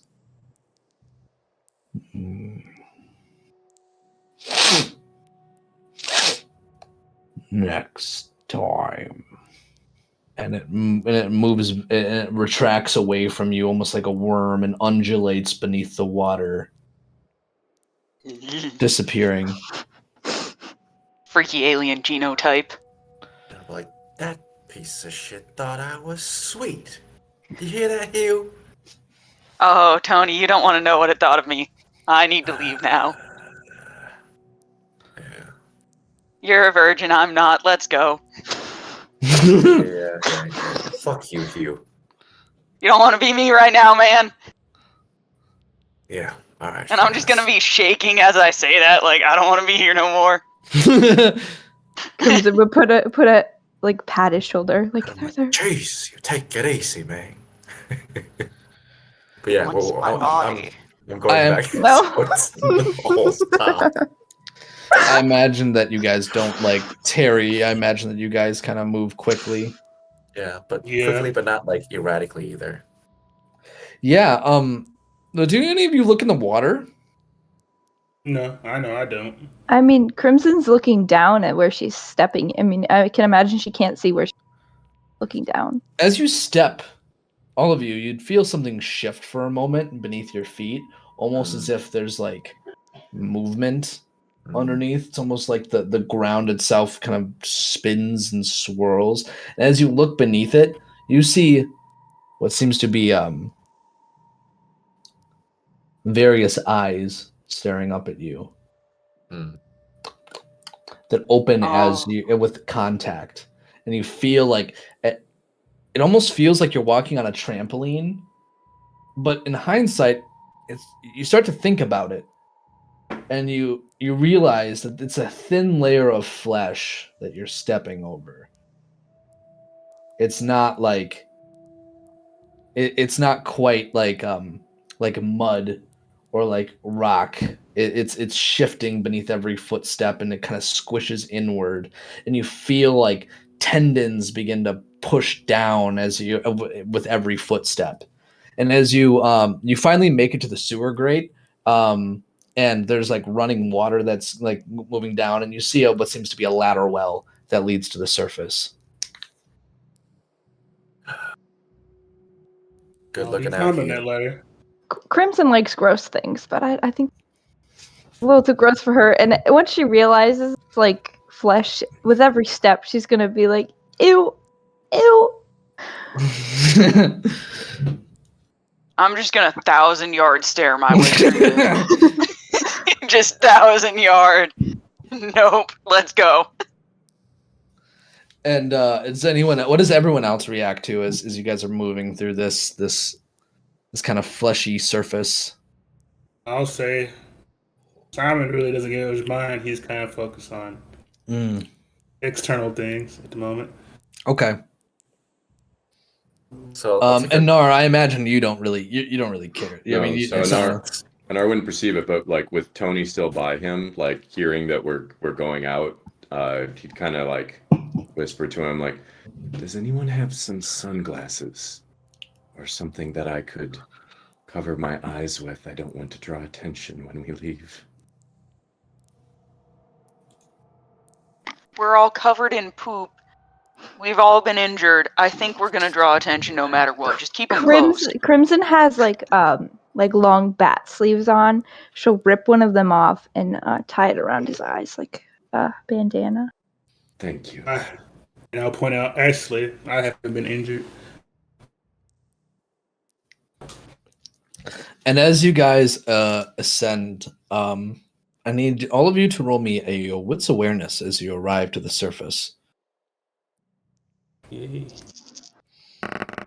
And while that's happening, I'm gonna change music.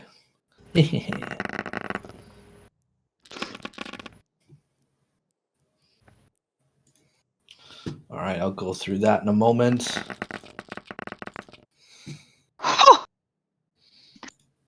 Do I even want to know? Did you just change your role, Hugh? Oh my god. No, I did not. I think you did. That's fucking incredible. Did it not?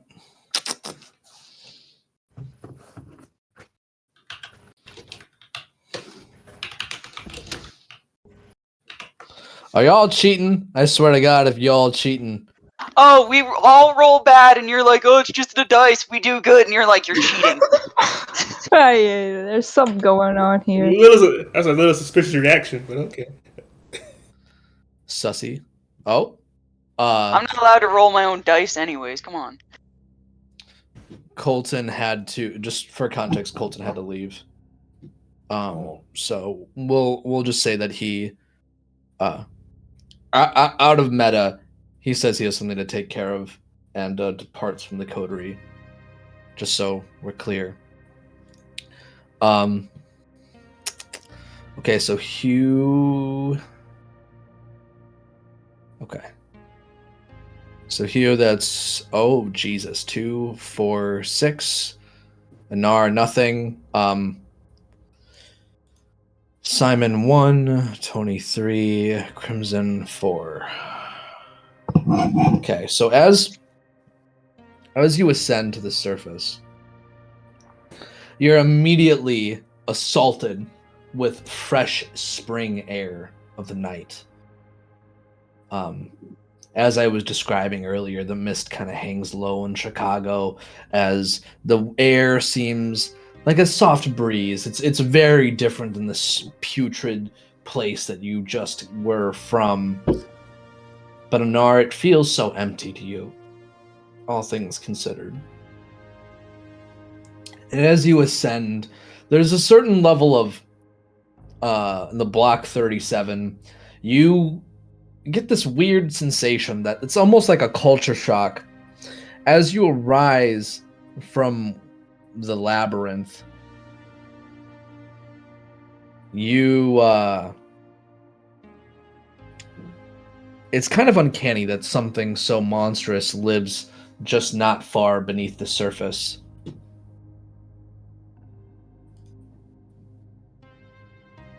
And as you do, it's almost purifying as you feel the spring air. Now, Hugh, you yourself feel like you're still being watched. And, yeah, there's a certain weird sinking feeling into the frying pan and into the fire, that sort of thing. Crimson, you better find a place to keep Tony Jr. I was just thinking about that. Nice Yeah, away from me. blackout jar in my office could do good. And it's at that point that you feel Tony Jr. begin to twitch. Yeah, probably shouldn't have said that out loud. I mean, Tony Jr., you're gonna get the most clear, amazing jar with so much room. And you hear a voice coming from Tony Jr., kind of distant. You are not welcome through this way coming back. Understood, Tony Jr. Lame. So can I check on the map? Can I pull it out and see if it's still legible? Like I said, is it still legible? Yeah, barely. Okay, that's all I cared about. Put it back. So now that you guys are back up at the surface, what are you guys doing? Do you guys disperse? The night is late. There is a certain distant kind of dark azure to the sky as the sun slowly begins to climb and ascend, and soon it will beset the city of Chicago. I would look at my phone to see if I got any. Actually, I will send a message to Akira saying would be a good place to meet. Then I look to Tony and say we need to talk. Does it have to happen now? I mean, you can stall it if you want. It's not stalling, Simon. Like, look at us, covered in shit. I'm beat to fuck. Now I would tilt my head like the foul this gave you. You really think Restus should be the biggest concern right now? All right, what is it? I would ask him to come with me privately. Wait till I get. I'm taking you to the side real quick. Mm-hmm.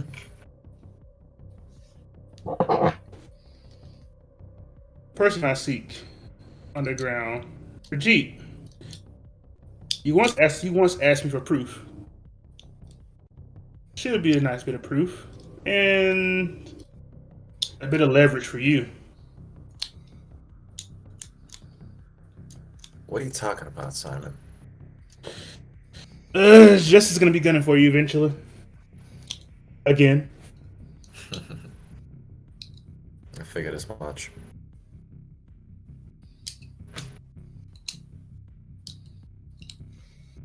Also, So- she asked me to join her. It's Oh, sorry. I won't interrupt. Sorry. No, Continue. I was telling her she also asked me to join her on the condition Uh-huh. regarding you. I take out a smoke. Are my smokes still dry? No. I'll look at my smokes, disappointed, I'll crush them, and then just put it back in my pockets because I don't litter.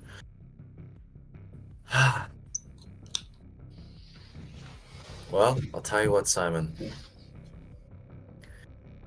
You're a grown-ass man. You do what you think is best. But I'll That's tell you not what I'm what. saying. What's up? That's not why I'm telling you this. But continue. But if you do end up taking a deal, and if it's what I think it is, know well that I'm not going down without a fight. But if I do finish, I'll reach into my coat for the talisman. You take this, and you free my wife, you understand? Oh, that talisman, is that the one you gave you? Yeah, the one that you gave me. Because I took it out of my coat to show him. I'll tip my head. Are you sure that's saving your wife? I don't fucking know anymore. Then I extend my hand. Let me see. Put it in his hand.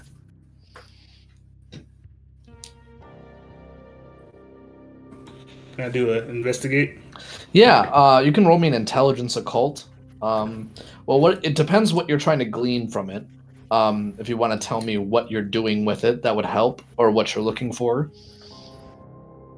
Pretty much trying to gather the type of it. If it's doing anything, really. Yeah, go ahead and roll me an intelligence occult. Actually, wits occult, because you're not studying it necessarily. You're just kind of glancing at it. In the meantime, this is about when Colton fucks off, by the way. He tells Crimson and Hugh that he has somewhere he has to be. We'll get to that roll in a moment.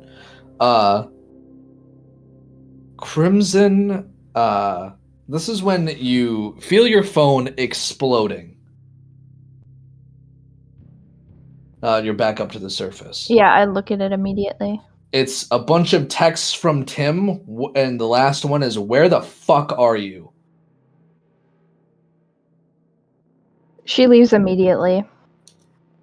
She'll turn to Hugh. You know where to find me. I'm gonna follow you because I can't be alone tonight. Is it cool if I crash with you? You're always welcome, Hugh. Copy. Let's go. So, and Tony, is Anar still on your shoulders, by the way? Because that would be really I wanted funny. to know if I was removed from this conversation that you two were having. Well, I was gonna. Well, it never happened. Never mind. Hold on, just we'll figure this out in a moment. Tony, is Anar still on your shoulders? Yeah. I imagine I'm still taking care of him. Okay. Wait, but I had the conversation with Simon though, so that means Yeah, that's what I'm wondering. That's what I'm Yeah, wondering. Did you set Anar down before that conversation? That's what I'm asking. I should have asked that beforehand, but that's on me. Yeah, I think that would have made the most sense. But it's So like, I'm almost picturing him putting letting him off so he can lean on Crimson, because he can walk, he just can't fucking see. Mm. In that case, Crimson wouldn't even question it. She'd take him with. Okay. So Hugh and Anar are going with Crimson. You would just see those three leaving, Tony, as Simon's looking at this amulet. In a rushed fashion. I'd look back, I won't even say it, like just noticing the change in demeanor in Crimson, I'll just shake my head and just go back to looking at Simon and watching him do his work. Yeah, so as you glance, as you're trying to see if it's doing anything, it's the center appears to be a ruby, wrapped in what seems to be copper wire around another kind of wooden circle. You think it's ash wood. As you're inspecting this this amulet, you start to notice that this ruby isn't necessarily a ruby. It looks to be a rock of consolidated blood. It seems to be crystallized. It almost feels metallic to the touch. As you tilt it this way or another, it feels cold. And as you feel that there's a certain, as you run your fingers over the smooth kind of metallic stone, there's a certain kind of, if you've ever felt a music bowl sing as you bring something around the rim, there's this certain humming that you can almost feel as your thumb kind of touches it and kind of feeling the texture. As far as what it does, you cannot glean if it's functioning or what its function is, but you definitely know that it is blood magic. And some spell or some sort of energy is keeping this blood solid. This is not a natural state for blood to exist in. It doesn't have the consistency of a scab. It doesn't have a liquidy sensation. It, like I said, it almost feels metallic. Doesn't quite make sense. So something is holding it together, but as to what, who knows? Tony, I don't know where the fuck you got this thing, but it feels wrong. Well, Hugh got it for me as a gift. Said that. Let me explain. Let me finish. He said, "I see my wife, break the thing, set her free. That's it." But go on. Then I want to ask you a question. Then, have you seen your wife since you received this? No, but at the same time, we haven't seen Veronica either. So how can you make a guarantee that breaking this will save your wife if you never see her since you have received this? I don't know. Someone, just not you don't know, you don't want to admit it. Someone's not being honest with you. You're telling me Hugh is keeping the ghost of my wife away from me? Or maybe this. Yeah, but he gave it to me. You can roll me. I will allow just to remember what Hugh said. Mm-hmm. And Hugh, if I'm mistaken this, let me know. I could have sworn that I had told him as well that it would keep like ghosties away. Yeah. But that if he's I could have sworn I told him that. Yeah. Yeah, no, you're right. He did. But at the same time, it's like, but y'all did also say like if I break it, like in the presence of my wife, it would free her. Yeah, that's what Ericto told me, and I was also confused, but it's like, well, you know what? Some magic can overcome other magic, so if she shows up somehow, it's the way, I guess. So it's like, okay, yeah. So Simon, it's two things. It's I don't pretend to understand. It's supposed to keep ghosts away from me, and two, if I break it, it frees my wife, who's also a ghost. Why haven't you broken it? Haven't seen her. How can you see her if it blocks ghosts away? I don't fucking know. You're being played. And why do you think that is? You can't. If this is supposed to save your wife from broken, and it also blocks out ghosts, you have a contradictory item in your possession. You're never gonna see your wife. So why would? Because Hugh did tell me that he got it from Ericto, yeah. Yeah. So why would Ericto want my wife to be distant from me? Who does Ericto work for? Disable.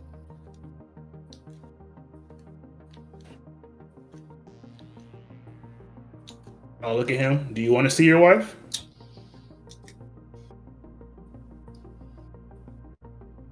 Wrecker is free.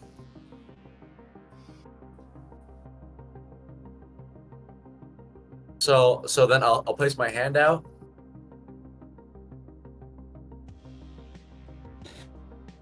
I drop in his hand. And I'll clench my fist really hard. And, turn on Potent's Wrecker. It's an inanimate object, so I can do this. Okay. Do you do this in public? Do I do this in public? Like in Why do you take in the side of the street, like where you are now? We're I not mean, I in didn't an take it to the alleyway? side. I thought that's what I meant. Like, take me to the side. Like, I mean, like. Oh, okay, as- okay, yeah. So, as I activate Wrecker, which is free and it's level 3, crazy. I'm gonna drop this thing, almost as if the camera is panning and focusing as this thing is like falling in through the air, slow-mo, flipping. And as it bounces off of the ground, down, straight. You came in broken for a moment. I'm so sorry. What I miss? Just start from the beginning. Yeah, Okay. I'm so sorry. Take 2. Take 2. As I drop this thing, it falls down, and the camera is focused on this object, this talisman, flipping in the air slowly, and then like it's slow-mo a little bit, and then as soon as it hits the ground, it bounces, and then my fist comes down straight to crash down onto the center of this red gem. That's gonna be a 9. I'm gonna roll my dice for that. Yeah. Hopefully it's cool, otherwise it's gonna be cringe. That'd be hilarious.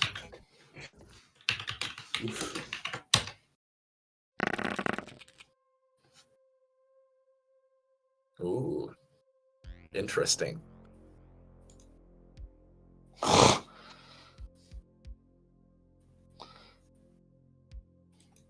Do you want to burn? You don't have any willpower, do you? Or do you have I one don't. left? I have 1 willpower. Do you want to risk it for the biscuit and re-roll 3? Well, the night is late, so I can go to sleep. Alright, I'll roll 3. Ooh. Hell yeah, brother.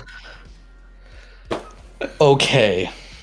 So as you drop this this talisman, and as it slowly descends, as the camera almost goes in a bullet time, slows as this talisman hits the ground. And as your fist plummets towards it,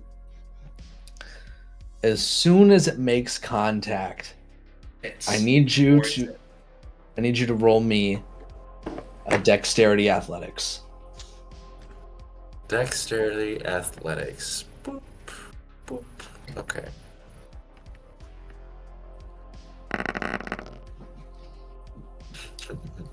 Okay. And you as well, Simon. You're standing right next to him. Okay. Is it dexterity athletics? Yep. Yay.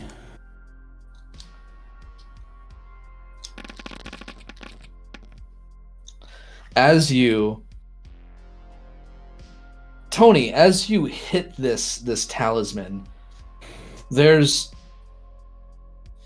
an overwhelming sensation of a shockwave. Almost as if the energy that's been holding this consolidated blood now is released. And as you punch it, leaving like a little crack in the ground, there's like a moment where nothing happens. And then you feel like a bunch of both blood and crimson energy explode outwards as you are propelled down the alley. Simon, you go against the wall and you have the wind, for lack of a better phrase, the wind knocked out of you. As Tony, you take 3 aggravated points of damage. Bro, I'm already fucking torpor. What are you talking about? You're in torpor? Yeah. Okay. So as Simon, did you make me that wits? Oh, you did too. You take 2 points of aggravated damage. And And as you punch this thing, you, Tony, your body lifeless on the ground, in stun. You see the shockwave in this slow-mo rip apart the energy of your wife, as for the first time in months you've seen her carrying around this talisman. And you know, when you said that release, you thought that there'd be something nice, something pleasant that happens.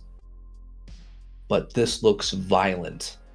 And it's almost in slow-mo to you as you see this red shockwave rip her ethereal essence apart.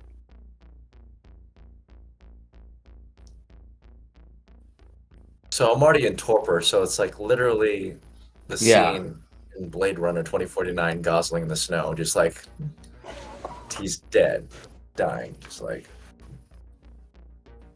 And the scream keeps echoing over and over and over again. It's almost looping into eternity, hearing it.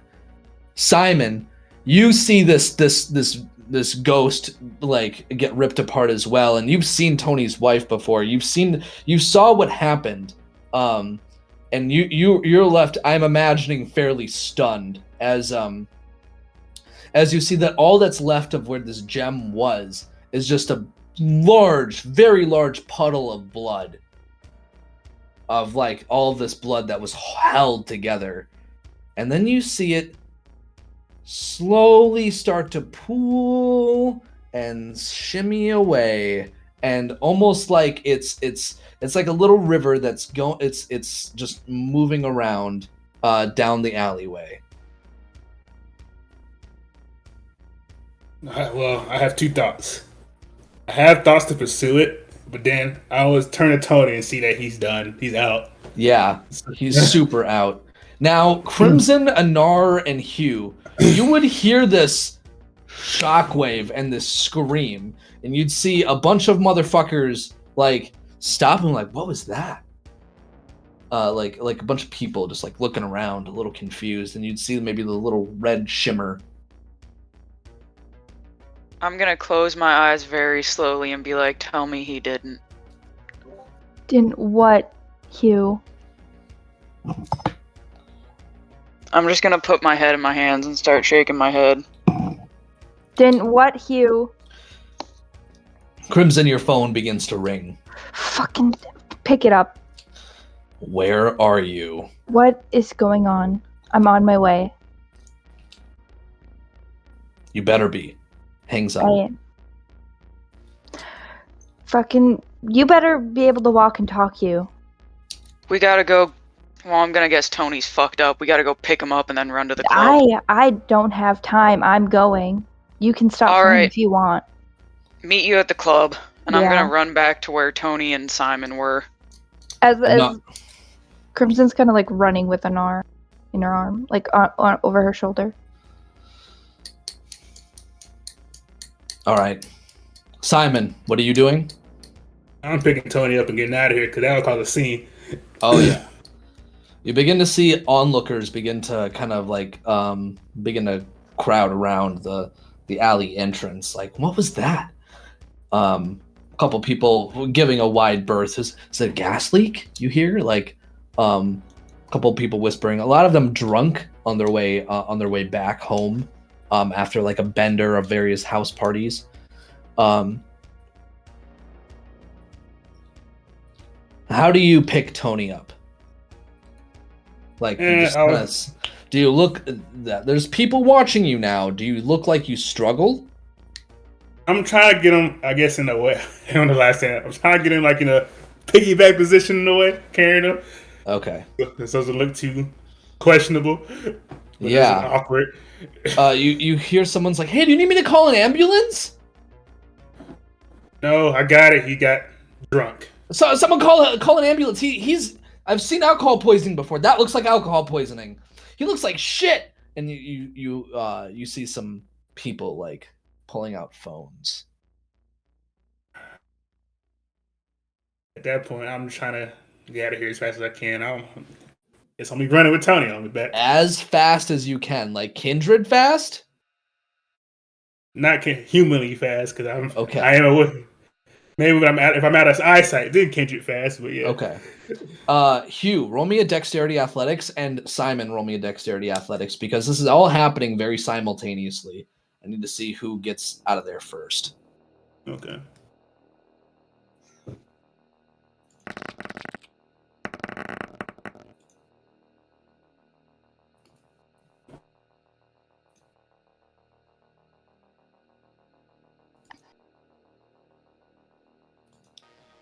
I was about to say, I'm not very far away, so I'd probably just see him, like, running with Tony. Yeah. Hold on. Yeah, you would see it, but you're way far behind. Simon, you're booking it. Fuck. Tony, as you lie there in torpor, you remember her face, what it looked like as it was being ripped apart.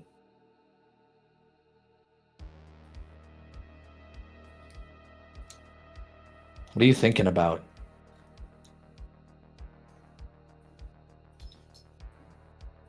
I think for the first time in a long time, Tony is stunned. He doesn't know what to think. He's not pissed. He should be angry. He should be, but he's not. I think he's probably just disappointed in his own stupidity. So mechanically, you lose 3 points of humanity, being that one of your touchstones is destroyed. Mm-hmm. And essentially, you need to find a new one. Otherwise, your humanity is going to continue to suffer. Mm.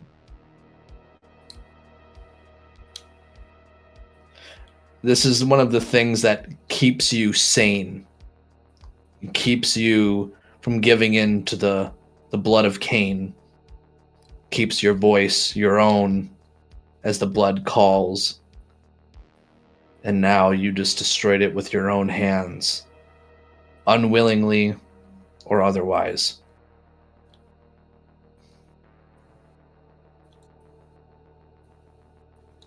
Now, Hugh, I imagine that you slowly begin to catch up with Simon as Simon sprints down the streets.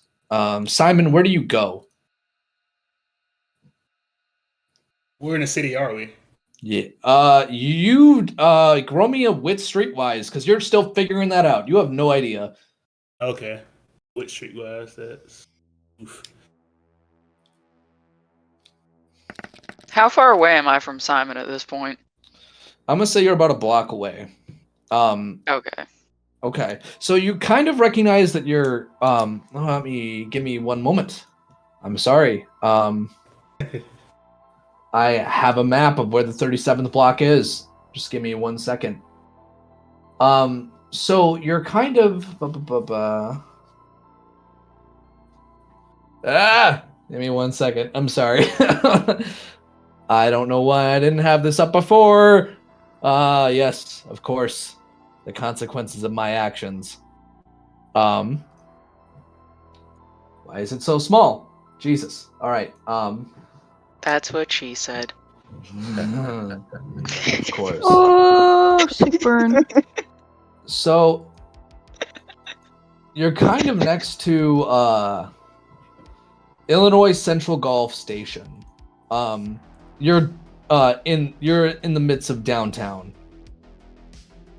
Any familiar locations I've been through before? Yeah, there's plenty. A lot of places that you've been to. It's a ways away from your haven, though. Yeah, I figured that. Any old havens, sale places, anything like that? There seems to be some apartment complexes nearby. You could try to squat in. I'll do that.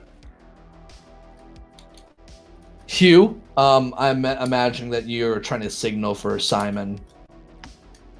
Hey! Simon, do you look back? As I run, I'm debating it because it's Hugh, and Hugh's the one who gave him that. How the fuck you so short and running so fast?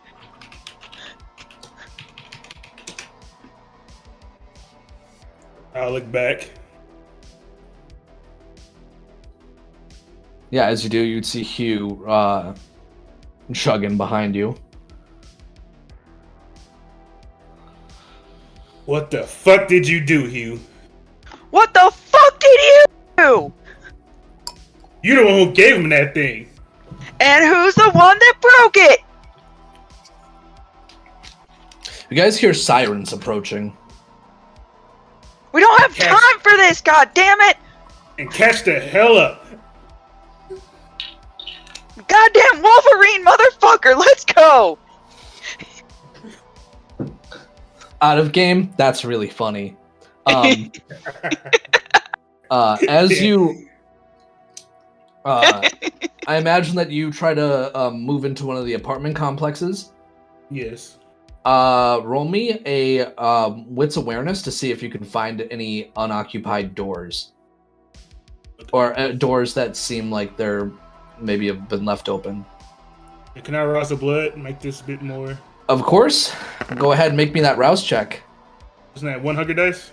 Yes, sir. Whee! That's a fail. You gain hunger. Yay. Okay, so I guess that's 6 dice now with 200 dice. Woo!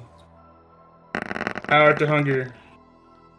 Woo! God damn. God damn. God damn. All right. I don't need to ask this, I don't think, but do you want to burn any willpower? Just two on this normal dice that you can re-roll. Me or Hugh? Yeah, you. Well, I guess Hugh as well. There's also like with Hugh, looks like there's also 2 dice that you could re-roll. I don't think I'll stick with my roll. Okay, cool. I don't want to test fate. Yeah, as you do, you glance over and you see a dude leaving. He's answering the door with a pizza guy. You could body him out of the way, or move into try to get him out of the way and move into maybe one of the vacant apartments in this building. You know from your time as a cop, it's kind of a flop house. I'm moving that vacant apartment then. You're moving to that one? Or do you want to keep looking for others? Because there are other options. That's just the first one that you glance over and you kind of fucking see. That's your first thing that catches your attention. Alright, then I'll keep going. I'm trying to get secluded. Sure. You also notice that there's a fire escape that you could also try to scale up. You could also try to break in through the window. That could be a bit of a problem. Maybe with some help, you could try to like larceny your way in there. You have some choices as far as how to approach this this problem.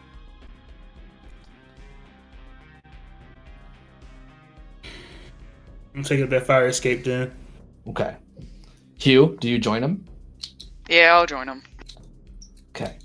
As you guys begin to scale up the fire escape, now remember, you can just take the average.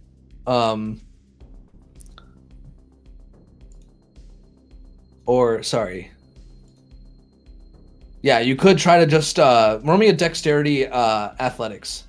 Because you're trying to do this with Tony. Okay.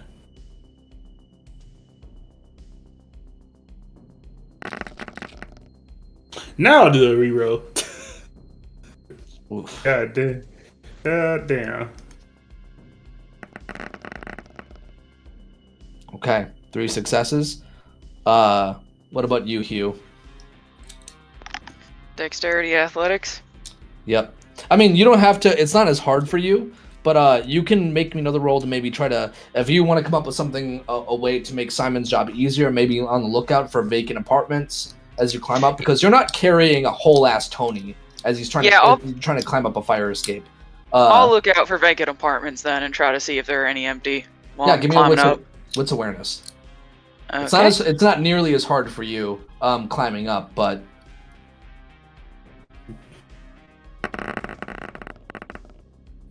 2. Okay. You do see what seems to be as you guys are climbing up, Simon, you're kind of focused on getting to the top. Maybe you can access the building from the top and work your way down throughout the apartment complex, maybe forcing your way through the top door of the roof. But as you guys are scaling the moving up the ladders and stairwells, the harsh metal clinking bangs with every footstep, because since you guys are trying for speed expedience, not for stealth. Hugh, you pause for a moment. You see an old, kind of broken down, probably hasn't been renovated since the 70s, definitely an old trap apartment. Graffiti on the wall, looks vacant, and if there is anyone in there, they're definitely squatters. And you might be able to bully out of there. I'm gonna get a toothy smile on my face. Simon, I found a place and maybe some dinner. I'll look back at him. Where? Right in here. Can I try to get like the window open? Am I like right by it or? Yeah, Dex. Do you have any tools? Any larceny tools? I was about to say I don't think I have any larceny tools, but like. I have a stealth specialty for break-ins. Yeah. I will let you roll for it, but being that you don't have, unless you can reasonably explain to me how you can do it with your bare hands, you're gonna take some minus penalties. Okay. What kind of window is it? Like, is it one that just slides open, or is it like? Yeah, it's a vertical slide open. Looks like there's a locking mechanism on the inside, little swivel switch that seems to bind the window shut. Alright, I guess I'm just gonna try to yank as hard as I can on this window to break it. Alright, strength larceny. Alright.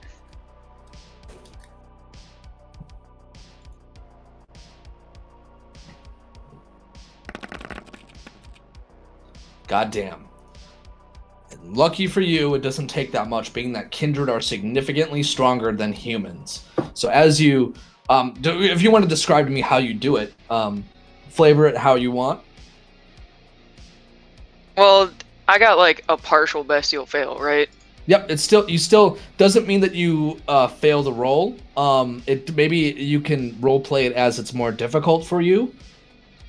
So I'm gonna grab this window, and like, you know, parts of it are probably gonna be super nasty. So it's not an easy grip to get on this window, but I'm gonna grab it as hard as I can, and as I yank it open, the lock itself is gonna break off and make a clinking noise as it drops down the ladder well. And the frame almost comes out as well.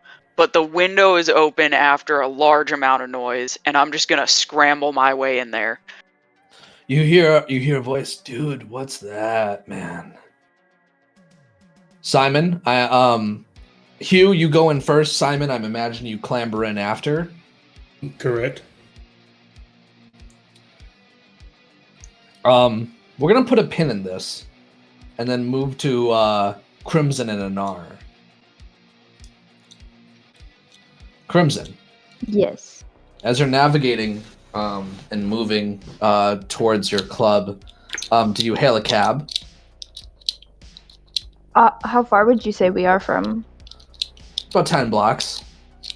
No, with the state that Anar's in, she's better off just running. She doesn't have time. Because you're not going to be able to run at full speed because of Anar. Yeah, but she doesn't have time to answer more questions. Okay. So my question is, how close are you keeping Anar? His arm is slinged on my shoulder and my arm's around his waist. Anar, what are you doing while you guys are moving expediently? So what I would attempt to do while we're running is like get my phone out, and attempt to pass it to Crimson and say like, "There's a number in here for Sven. He will assist me. If you can contact him and tell him to meet at the club, he'll be able to care for me. It sounds like you have something important to deal with." Too bright. Grab a hold of something of mine. I'll call him real quick. Call him. As you do, there's some time that passes between the call, and as it rings, you finally hear, that you passed with your phone, Anar? Yeah, like I can't see, so I can't dial buttons or anything. So I just would have handed her this burner phone, and like there should be a number in there for Sven. Yeah. I just wanted to make sure that you were calling with your phone. You hear like a voice. "Yes, master. Is there anything I can do for you?" I'd put the phone up to his ear. Sven, is that you? Yes, sir. Oh, it's so good to hear from you. I was beginning to be worried. I don't have much time, I'm sorry, but I'm with someone right now. Oh, what I happened? trust her. She's going to give you directions. Directions, and I need you to follow them. Okay, following directions. Where am I? And I'll like motion to Crimson to continue. I'll just give him the address. Okay, how soon can I be there? As quick as you possibly can. You got it. And he hangs up. And then I'll just, I don't know. Do you have like a pocket or something? I'll just shove it in like the first pocket I see, not really caring, and go. Yep. It's at this point that as you begin to get closer to your club, roll me a wits awareness. And I guess what I would be doing is, as we're going in the direction of the club, I would try to do an active premonition thinking about Crimson's club. Yeah, go ahead and roll me that. All right. I think it's a rouse check first, right? It is a rouse check first, so here's the rouse. So I should be good on hunger with that, I believe. You've been lucky with them rouse checks, Chief. I have been very lucky with the rouse checks. And now the premonition is resolve aspects for me. And so that will be Shadazy. Ooh, you want to burn a willpower? Reroll 3 of those? I think I will. Okay, hold on. Coming up, Snake Eyes. Yikes. I guess it finally balanced out. Yeah. You just had to open your mouth. Wait, one moment. So Crimson, as you turn, one more second. I'm sorry.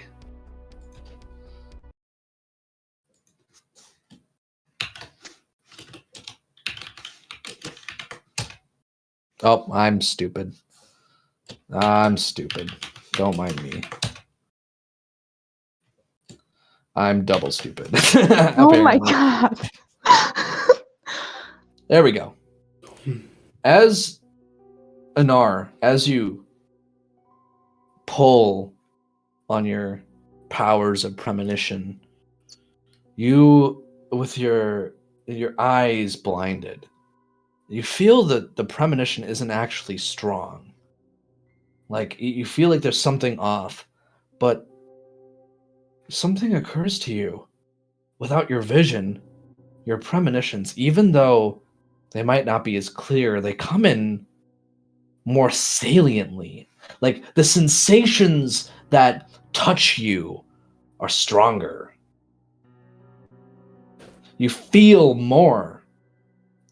And as you see this scene, you hear the crack of gunfire. And you can only hear it, but it's almost like you can feel the shockwaves from every single shot. You feel fire. burnt from out the scent of alcohol. The cries from a car. The slashing of canvas.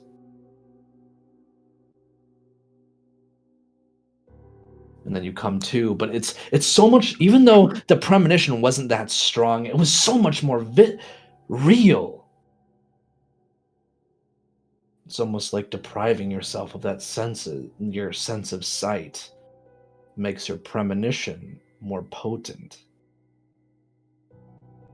Yeah, so like as we're doing our best to shuffle run here towards the club, like there would just be like after the premonition passes and like kind of mumbled under his breath, he would just be like, "It was a good lesson, Robert." And then to continue to Crimson, just be like, "Be prepared. I saw something in the direction we're heading, and there was gunfire, destruction." This night get any longer. And with that in mind, Crimson would go towards back exit.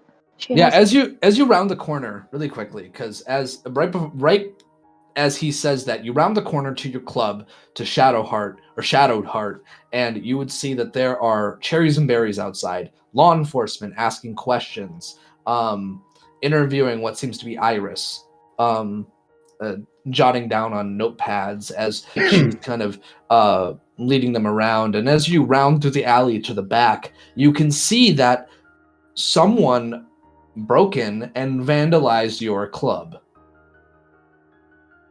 I would like to think, considering if I can have the liberty because it's my club, I would like to think it's like an entrance down to the basement where she Sure. has her closet room and then the interrogation room where they stocked up for the labyrinth. So she would just set Anar down in the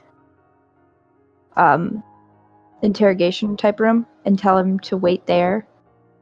And as best as she could, as fast as she could, she would attempting to look presentable. That's not going to work. You're going to need a change. Then she does that. Do you have any change of clothes? That I would imagine that you would have some change of clothes down here. Yeah, she just what would it be? just like a floor length, like plaid black dress. And for shirt, for like a top. It's like long sleeve dress. Okay. As you move your way up, you see Tim. He's kind of like making sure that no one goes downstairs, and he's like guiding law enforcement. And whenever there's someone who gets to downstairs, he like kind of misdirects them a little bit, and he looks very like placidly at the officers, and then he looks at you with a glare. Crimson, at this point, about everything that's gone on tonight is absolutely fucking pissed. But she's not. She's gonna play it up as though she's dreadfully worried and terrified and bewildered at what's going on. You see the cops like kind of talk to Tim and Iris, and eventually they start to leave. It's almost like Tim is kind of like saying the right things to try to get them out, and Iris looks like she hasn't slept yet. She's like in like black PJs, her hair in a messy bun, again with her clipboard.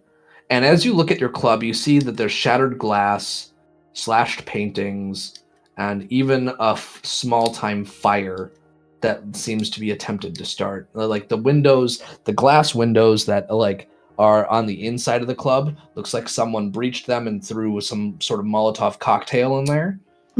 Some other people, looks like they slashed some of the gallery. Tim finally regards you, pulling out his pen and notebook, and he says, "Where were you?"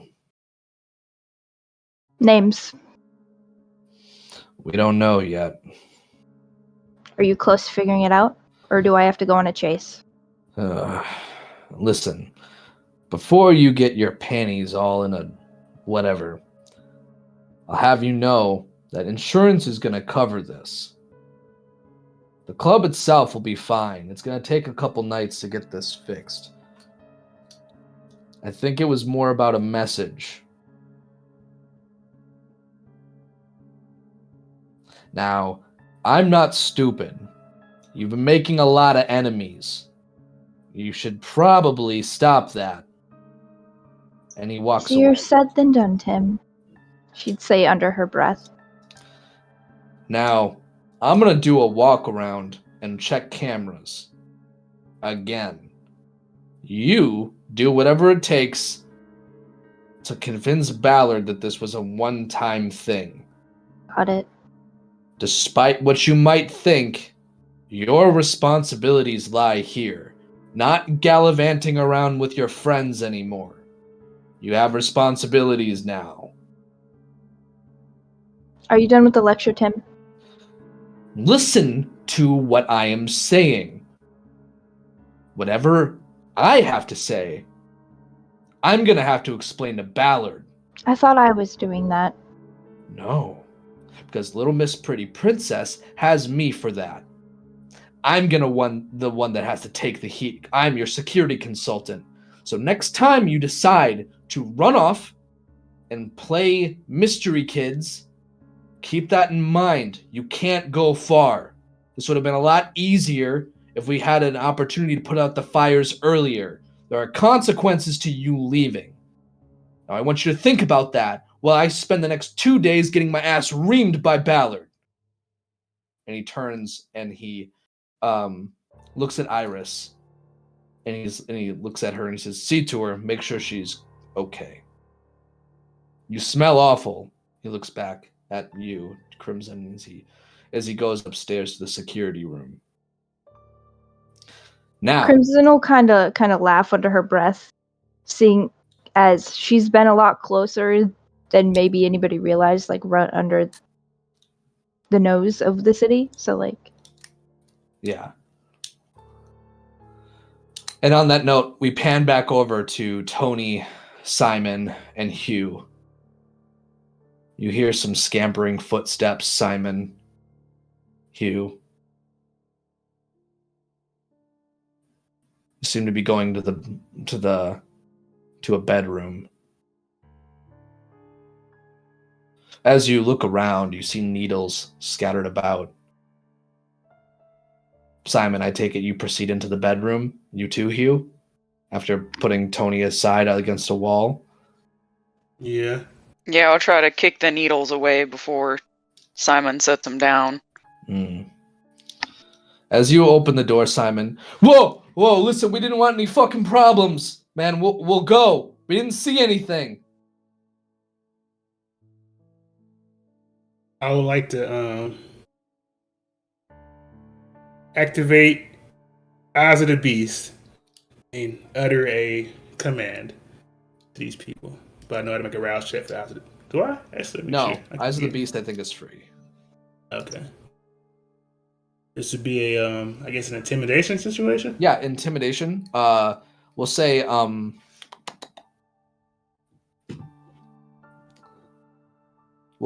manipulation, intimidation.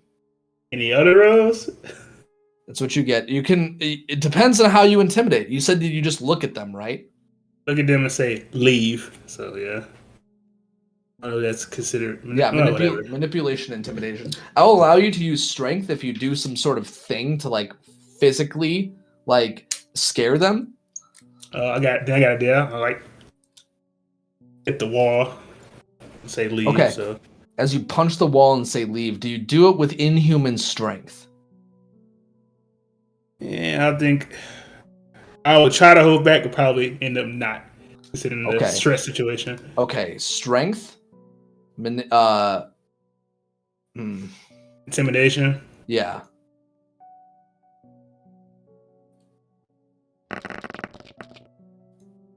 One success. You see, they kind of they look at you, and they begin to move.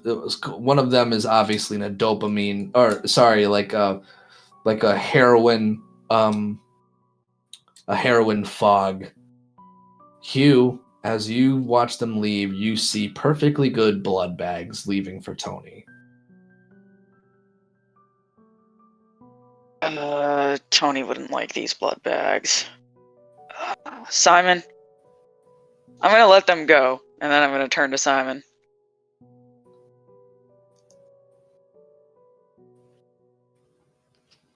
Hey, I would push Hugh against the wall. Do you allow it, Hugh? sure, but we got bigger fish to fry right now. Hugh, I don't know who you're dealing with, but that was his wife. He lost her twice.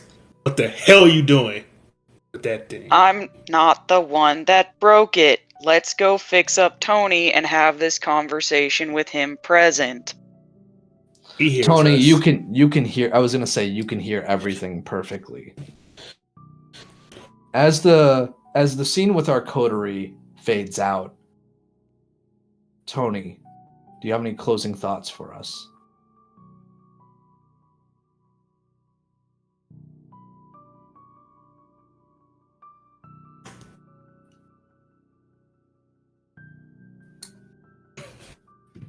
It's as though the memories of my wife are flashing before my eyes.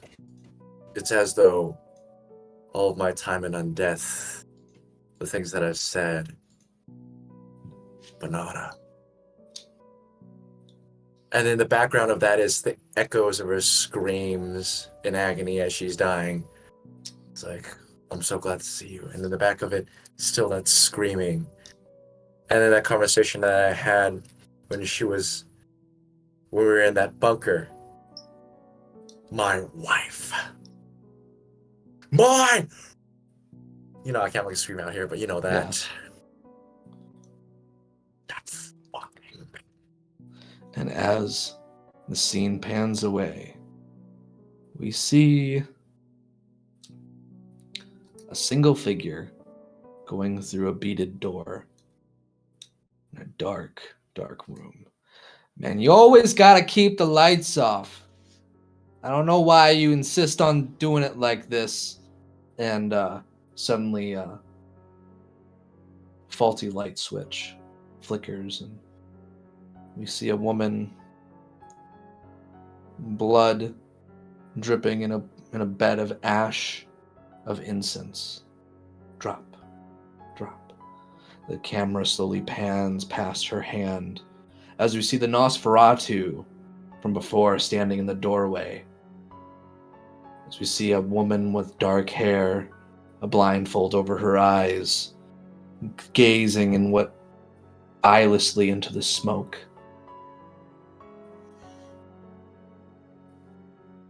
And the camera pans away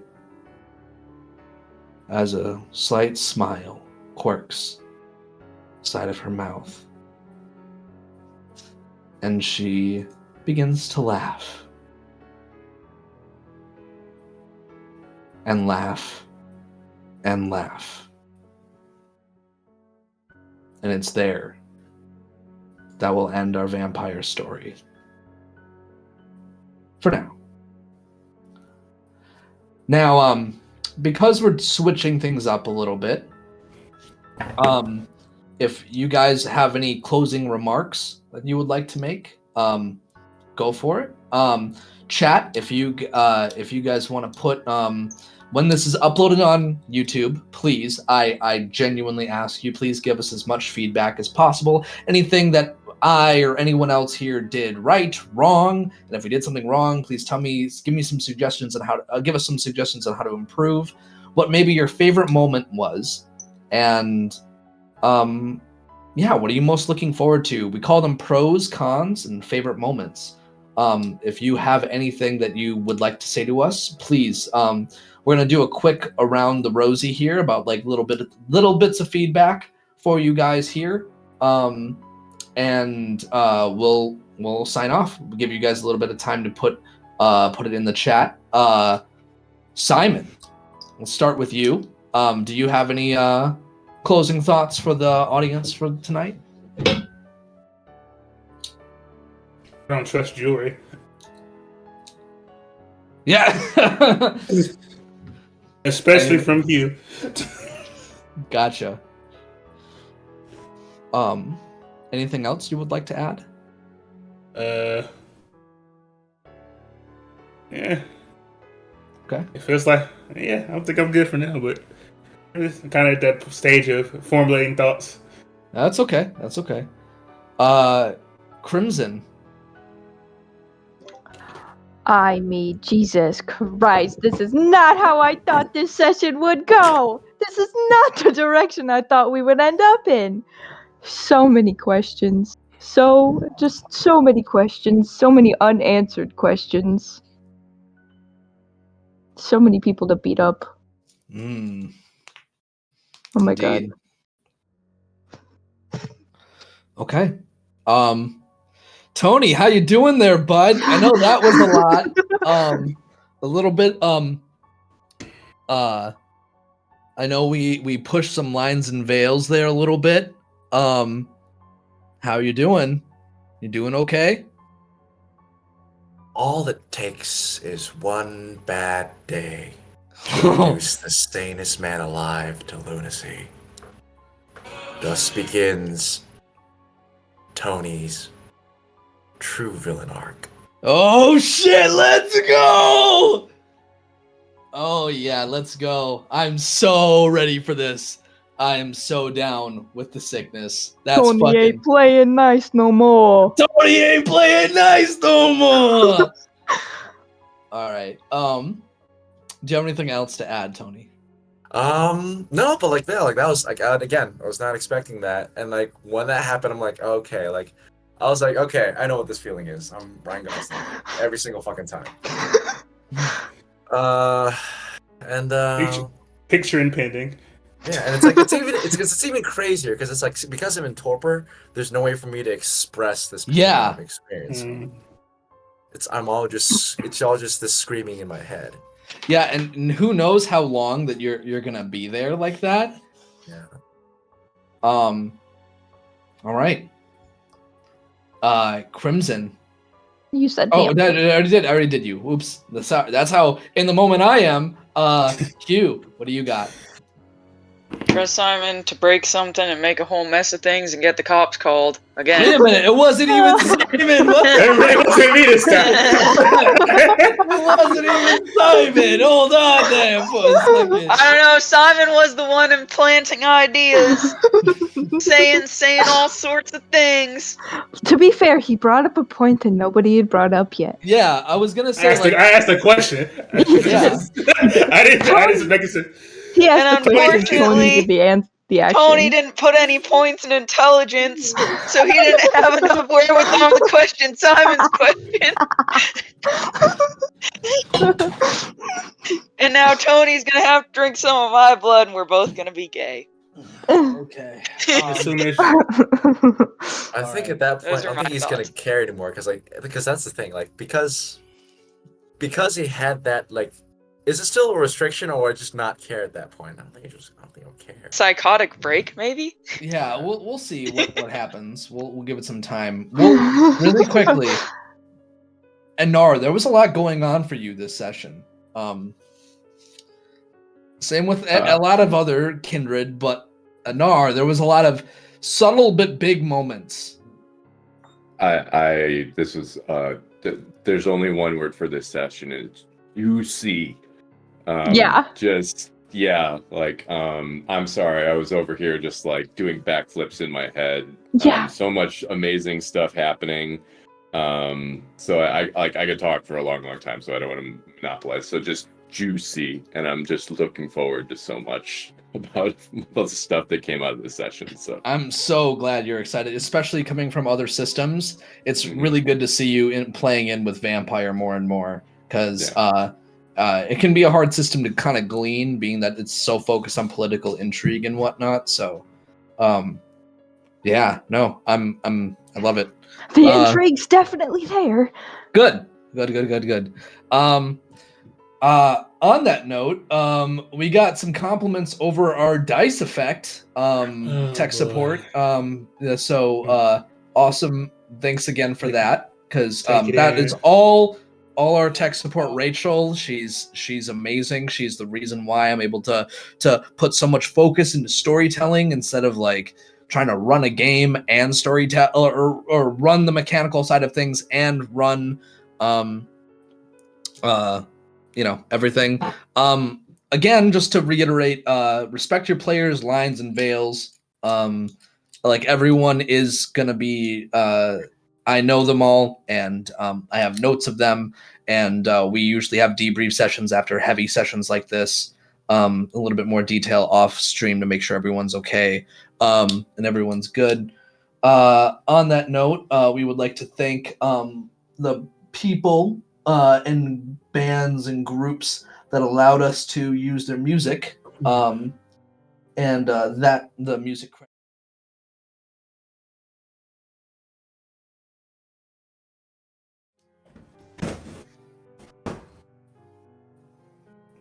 A special thank you to Mew. I've been a big fan of his work since I was like an edgy kid watching creepypastas, and it's cool that he allows his work and other stuff too. So big thank you to him. On that note, please follow us on, subscribe to us on YouTube. We're really trying to push that and get that balanced out with our almost 100 followers here, which again, thank you for that. If you like us, share us, all that stupid fucking social media shit. I think that is everything. And like I said, if there's any feedback any of you might have, there'll be avenues for you to express that on YouTube, and or whisper to me at Quill Night here on Twitch. But I think that's it for now. Again, thank you. I know that we have some first-time chatters, first-time watchers. We got 3 more followers, 5 more followers to go. We'll start getting some rewards out. We'll also be opening up that Hunter game for late night Wednesdays. So we have all that. You do art credits. Oh, yeah, thank you for reminding me. All the artwork was done by Credit.S1. She is fucking. Her artwork is linked in the doobly doo whatever the fuck down below. On Instagram, check her out. I think she's good for commissions, maybe.